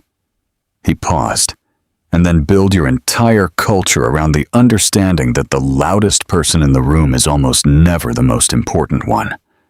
She wrote it down. He watched her write it, and thought about all the people who had offered him this exact wisdom in various forms over 11 years, and how completely, consistently, and impressively he had failed to hear it. He thanked her for the question. He meant it. On the train home that evening, he thought about Charlotte's final words in the television interview. "The people who love you when you have nothing are usually worth more than everything you own." He had been turning those words over for months now, wearing them smooth with repeated handling, the way you do with a stone you carry in your pocket. He thought he understood them now, in a way he hadn't when he first heard them. Not as a judgment on him specifically, though they were that, but as a principle of attention, a guide to where to look. A reminder that the most significant things in a life are almost never the loudest. He had built $1 billion company and mistaken it for proof that he had understood what mattered. He had lost the $1 billion company and discovered in the losing that he had been standing on something real all along without ever looking down to see it. Charlotte had been the foundation. He had been the building. And buildings without foundations do not stand. He arrived home. Hector was on duty. They talked for 7 minutes about the playoff situation, which Hector believed was straightforward, and which Ethan believed was more complicated. And they were both right in their own ways, which was tipatutos. He thought, probably the most accurate description of most important things. He went upstairs. Hayata tea. He had started drinking tea in the evenings, which would have surprised the version of himself from 2 years ago, who had considered anything other than coffee or whiskey a form of capitulation. He sat by the window. He thought about the year, about what had been lost and what had been found, and the complicated, non-linear, genuinely human way those two things coexisted without canceling each other out. He had lost an empire. He had found his actual size smaller than the empire, and therefore real, and therefore something that could grow again on an honest foundation rather than an invisible one. He had lost a marriage. He had found in the loss of it the first accurate understanding of what the marriage had actually been, what it had cost her, and what she had offered, and what he had failed to receive. He had lost the story he had told about himself for 20 years, and in the quiet of a smaller, lighter, more honest life. In a 2-bedroom apartment with good morning light, and a doorman named Hector, and 6 founders, who needed someone to tell them the truth. He was writing slowly and without performance, a different one. Not a story about power or empire or being the person who built it all. A story about a man who was given everything, understood nothing, lost it all, and finally learned to pay attention. It was not a triumphant story, but it was a true one. And for the first time in his life, Ethan Caldwell understood that true was worth more than triumphant every single